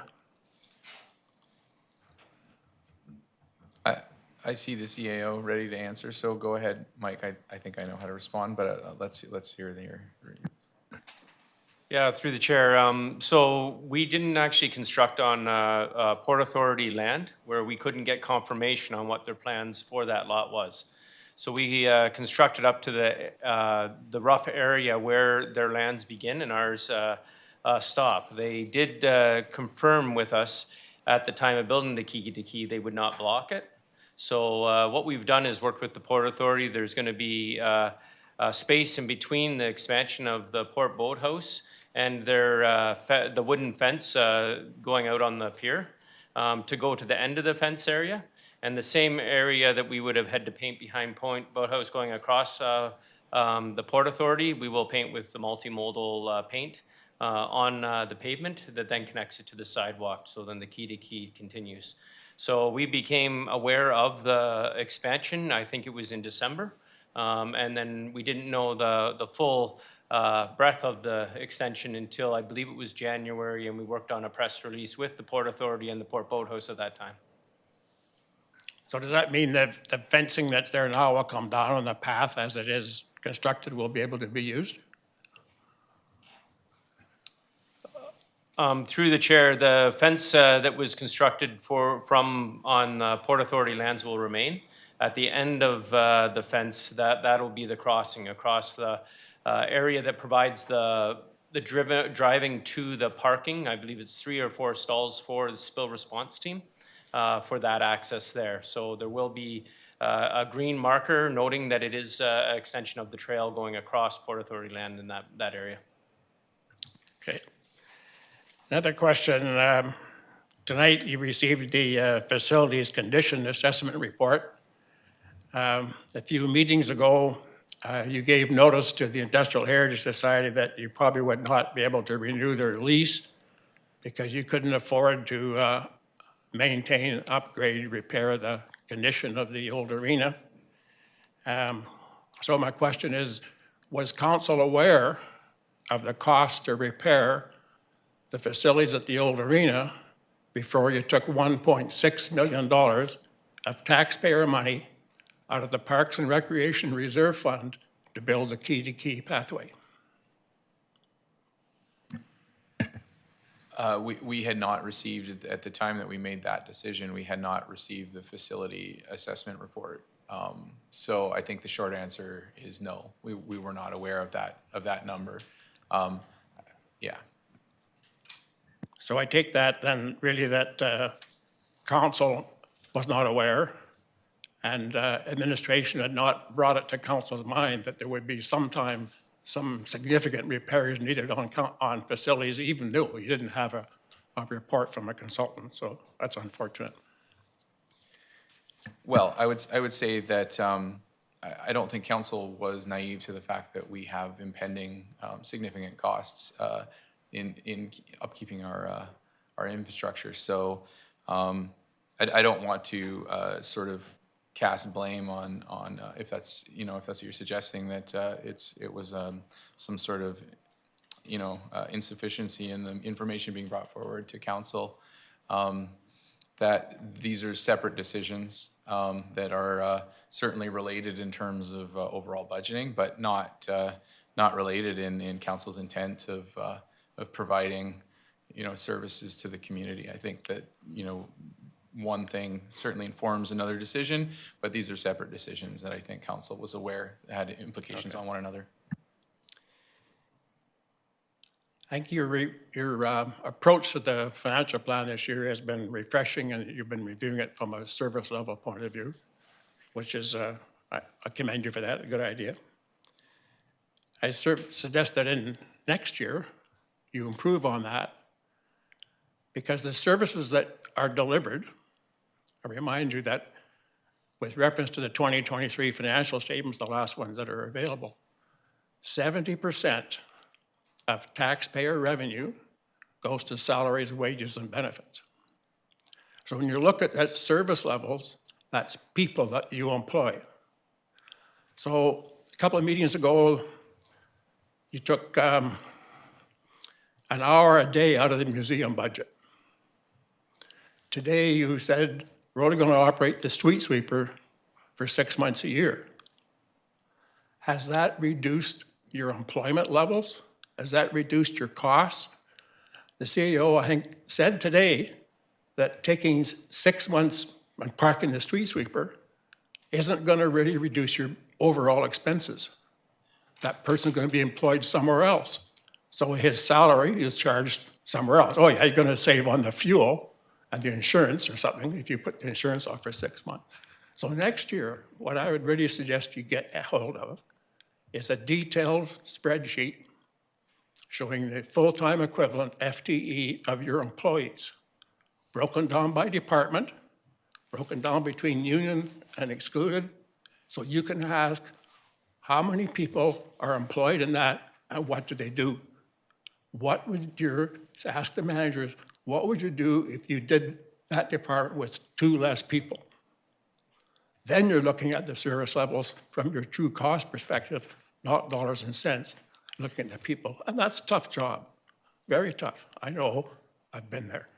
Thank you. CAO. Yeah, thanks. I think through the service level area, council has been made aware of all the reductions and how it affects our staffing levels at the city. And every decision in the service level did have an effect on the overall contingency of employment at the city. So when we're talking about a specific line, sometimes it may not affect that that job person in that, but it does affect the overall employment at the city at the end of the day. So when any employment decision is made, we do bring a report that goes to in-camera to make them a way of labor. And that's one of the in-camera spots. So Right. when 70% of a service is wages, any reduction to the budget is actually affects wages and employment. And I think in time you will see that that wage line will be affected for wages and the overall city budget. Yeah, it's the wage line caused by the number of people you employ. The wages is just a spin-off of the number of people. Thank you. Yeah, thanks, Mr. Kanakizer. And just as a final comment there, I think, and I realize that many in the community may disagree with this, but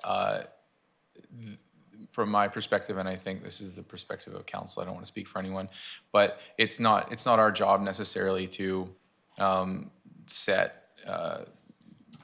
the staff, how many, like staffing numbers, things like that. We certainly can, but our primary goal is to set service levels and budgeting. And so that is sort of the mechanism by which we make changes. The dials that we have to work with are the amount of funding that we want to put towards things. And we certainly are aware when we're making these decisions that it does affect employment and employees. And our hope is that we can make budget adjustments without affecting employment, but we know that that is not typically the case. And so that's just not something that council is going to talk a lot about, especially publicly, because for obvious reasons, that's not our approach. Our approach is to set budget and let administration handle how that reflects on staffing. So, but thank you for your questions. Is there anyone else? Go ahead, Corporate Officer. If I could just ask for a motion to proceed past 3 hours, please. Moved by Councillor Mealy, seconded by Councillor Solda. We're just moving to. You're just gonna go past 3 hours. All in favor? Opposed? Noted? Carried. Come on up, Joseph.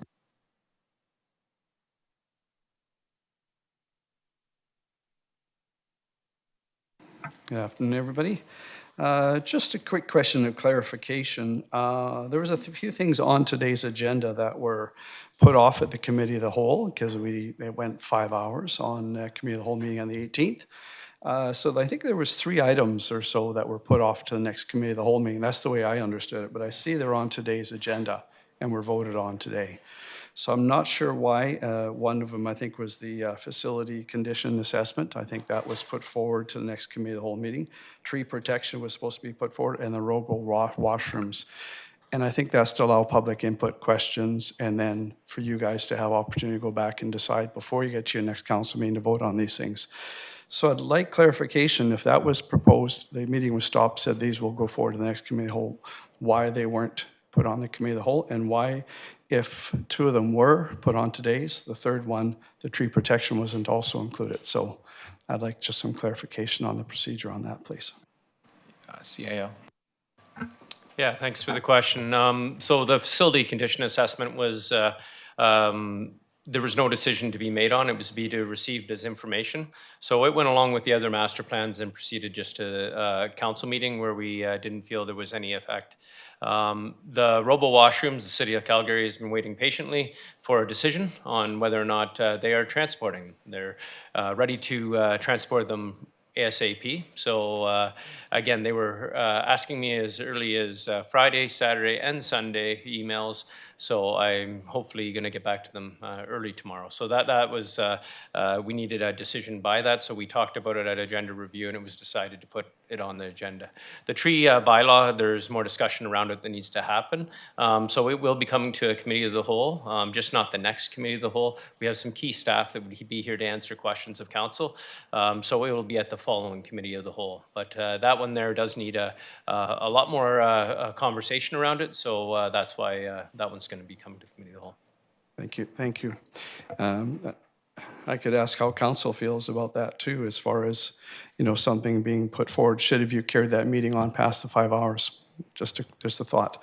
Anyhow, but thank you. That was the question, just for clarification, because I thought when I asked about the tree thing, it was being put forward. I thought that everything would be, but I understand the reasons behind it, so thank you. Next question is regarding the last meeting. It was quite lengthy. And it, just again for some clarification and also maybe a little question in there, council meetings only allow questions supposed to be related to the agenda. Committee of the whole meetings are opportunity for input and questions related and unrelated to the agenda. These are council meetings are only supposed to be related to the agenda. So now the meeting went really, really long on the 18th. It was, there's lots to be discussed, lots to be decided. Of course, we all understand that. And so it went very long. Now the perception, I'm not going to say I go along with this because I don't.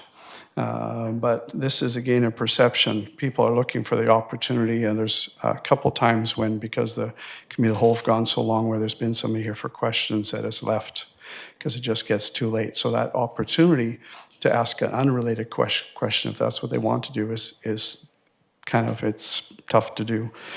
And so with that in mind, and this is just not what I was thinking. I went, boy, I never thought of that one. Meetings are very long. The perception is by a lot of the people that I just talked to and mentioned, they say, well, that's because.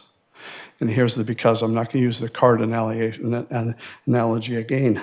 I won't go there, that's for sure. So this is what I'm getting feedback from other people, is it says the perception is to lessen the opportunity for public questions. So you're purposely, and that's, I don't get that, but that's I went, wow, I never would have thought that. So is there something that can be done to make it more, what's the word I'm looking for, where it's easier for the public to ask the questions and the input, making those meetings less? And I know it was discussed when you guys went from evening council meetings to daytime council meetings, and one of the things was I function better during the day than I do in the evening, so I'd rather make decisions daytime, so it kind of you did that one. And so is there something you can do? Daytime is now. You could do your meetings a little longer maybe, and perhaps shorten by putting some of those things that are on the agenda for committee of the whole, such as the, I think there's a report from the police. There was also the fire master plan, I think. Those are things that were really, really, really long, which is all important stuff. But can that be put on into the council meeting and leave the committee a whole little shorter, so there are people that would like to stay that it's just really, really late for them. So just a thought. So that's the question on that one. I don't know if I need an answer on that, just for Sure. thought more than anything. Yeah, thanks, Joseph. I think there's certainly some potentially valid points there in terms of we can always be looking at doing things differently and identifying what we're trying to accomplish in each meeting. And I see CAO had his hand up there, so go ahead. Yeah, thanks. Really, I know that the general intention of electing a council is to make sure that they can deliberate on the information that's brought forward from administration. That's not to preclude any individual from the public to talk to an individual councillor or to ask questions of administration. But through a budget, as we're moving through it, we discuss at length a lot of subjects. Council this year in particularly, every meeting has been long because there's been a lot of requests for information. We do have deadlines on getting the information to a agenda, so we scheduled as many committee of the wholes as possible. So you can see since January, we've had multiple committee of the wholes per month, and they still went late. So again, if we are trying to adopt a budget, we even had multiple, after September, multiple committee of the wholes that went later. It's trying to get council, the elected body here, the proper information to make that informed decision.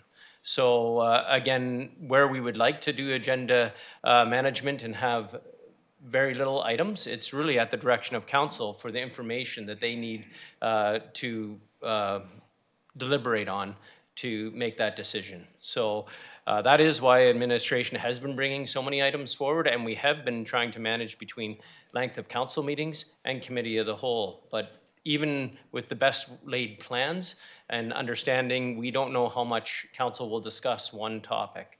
So there were several on at the last committee of the whole that administratively we didn't feel that would take too long in discussion. But even the age about a seniors took over half an hour. So it's those types of things that we can't plan for. And council, as a body, should deliberate and make those decisions. So I hope that helps explain. But we do try to do agenda management with council and mayor as we move forward. And hopefully the meetings will get shorter. I think all of us would enjoy less reading material and more time with our families. Yeah, thank you. And I think, again, with the one with the fire protection or the fire strategic plan, that was and really important. And I was surprised the mayor said she appreciated it. And I thought, wow, you followed all that late, because that was a lot of information to digest. Anyhow, it's just, yeah, that sort of thing. I'm sure everybody would appreciate that there would be a little shorter and, yeah, but more value for it, for the time spent, for sure. So the last one I want to ask about is regarding the, today on the master plan for the Parks and Rec master plan. And I already heard the answer. So I had this question before I heard the answer, which was from the gentleman, I don't know his name, that was doing the presentation on the master plan for Parks and Rec. And he said they were quite happy with the results of, and what I'm going to refer to is, again, just the public input regarding that. On page 211, it mentions how many responses. There were 432 surveys submitted. Community members drop-in events, 200. 96 online ideas on mapping, interest groups, 25. And again, that whole thing of, and I'm looking, and if I got this wrong, you can correct me, but I think on the agenda from the master plan, there's 100 pages that are on there today to be read through. So it's a huge report. And I think from what I understand, there was a $300,000 funds towards mapping out the master plan for Parks and Recs. So $300,000 was put towards that. So a lot of time, effort. You can see it by 100 pages of information on there. That's a huge undertaking. And I'm just wondering, how do you feel the response is? So if you total all that up, and there might have been 432 in one and 200 in another, it might have been the same people. So you don't know, it's not saying exactly how many people participated. So again, do you think for that sort of funding and time spent in that sort of detailed report of 100 pages and probably more, that you're getting good bang for the dollar as far as the public input? And if not, what can be, and that's a question I've asked a few times and I'm not sure. I think, I'm just going to pull something up here really quick. So this is something that came up at the last meeting for wording, and I said that's some strange wording on there. Because on the strategic plan, it mentioned, this was to do with some of the, I brought this up last time, goals and strategies on the strategic plan for council. And goals, it says the city citizens receive the best value from its service providers. And then the strategy said review services provided by the city taxpayers and ensure full value. I hope they've corrected that. But I'm just wondering, I'm a citizen and I'm thinking, how can I do that? How can I get people more aware so they're participating in this sort of thing so you're getting a greater response? And I don't know the answer for that. And I'm sure the city's always looking for ways, but if you have ideas or I come up with some, hopefully you can bring them forward and we can find some citizens to engage, perhaps that can volunteer some time and help in that process. So there's a question. Do you think the response on that, he thought it was a good response with about 700 people responding on something that's cost $300,000, and I can't imagine how much time is spent to put 100 pages of a report together. So do you guys think that that's a really good response? I think that it's always a challenge to get, sort of entice people to participate in these things, right? And I think from that perspective, I think that that's a pretty solid number in relation to a lot of past, public engagement efforts. Having said that, and it also should be noted that there's a lot more to this report, to this master plan, that the funding will go towards than just what we saw today, right? So this is just a small part of it, and so value is a tough thing to exactly nail down. It's a bit of an intangible sometimes. And I think I'm confident, I'm hopeful that the end result will be us having an informed plan that allows us to make good decisions for our community in terms of Parks and Rec. But your comments are noted, and if as far as your question, is there a way for you to help out and get other people engaged? I'll pass that one off to CAO. And I also see that Councillor Mealy has a... Yeah, thanks. Yeah, we can always do more engagement. It just costs money. So the 300,000, actually, if you look at the breakdown that was provided, I believe in the spring or fall last year, I'd have to look it up. Most of the budget is for the consultants to actually do the digging into what actually we providing best policy decisions, a whole bunch of that items. It's not all just for public engagement. So when we cite that 300,000 for public engagement, that's not really correct. It's actually a very small percentage of that is for the public engagement. We can always try and get people to be civically engaged. I'm out in the community all over the place. I see you out in the community. So I would recommend to every single resident to be publicly engaged. I do when I'm out. There's very few areas I go in the city after hours where I can't talk to somebody and say, you should get publicly engaged. Because a lot of people engage only when they're feeling negative about something and not when they're positive. And that includes a lot of people that come to council. It's usually when something's going wrong. And we don't receive a lot of that public feedback if everybody's just content with what is happening. So I know municipalities across BC and Canada are trying to figure it out. You hear it through the States too. How do you get public to be engaged? And usually it's after something has already happened. So whether it's a large tax increase, a service cut, that's when you get it and it's already too late. And that's where the general populace has elected this council to make good decisions, and they're making the best decisions with the information that they get. So. Absolutely. Thank you. Just to further that, in the 300,000, there was part of that went towards the assessment of the building. So I know that goes all over the place for that 300. It's just, that was one of the things. So I was gonna, there's something else came to mind with the public thing. Anyhow, I was at something the other day. There was over 200 people at least that showed up, and there was, I don't know if I could stand up and say as everybody, and here's some questions to answer.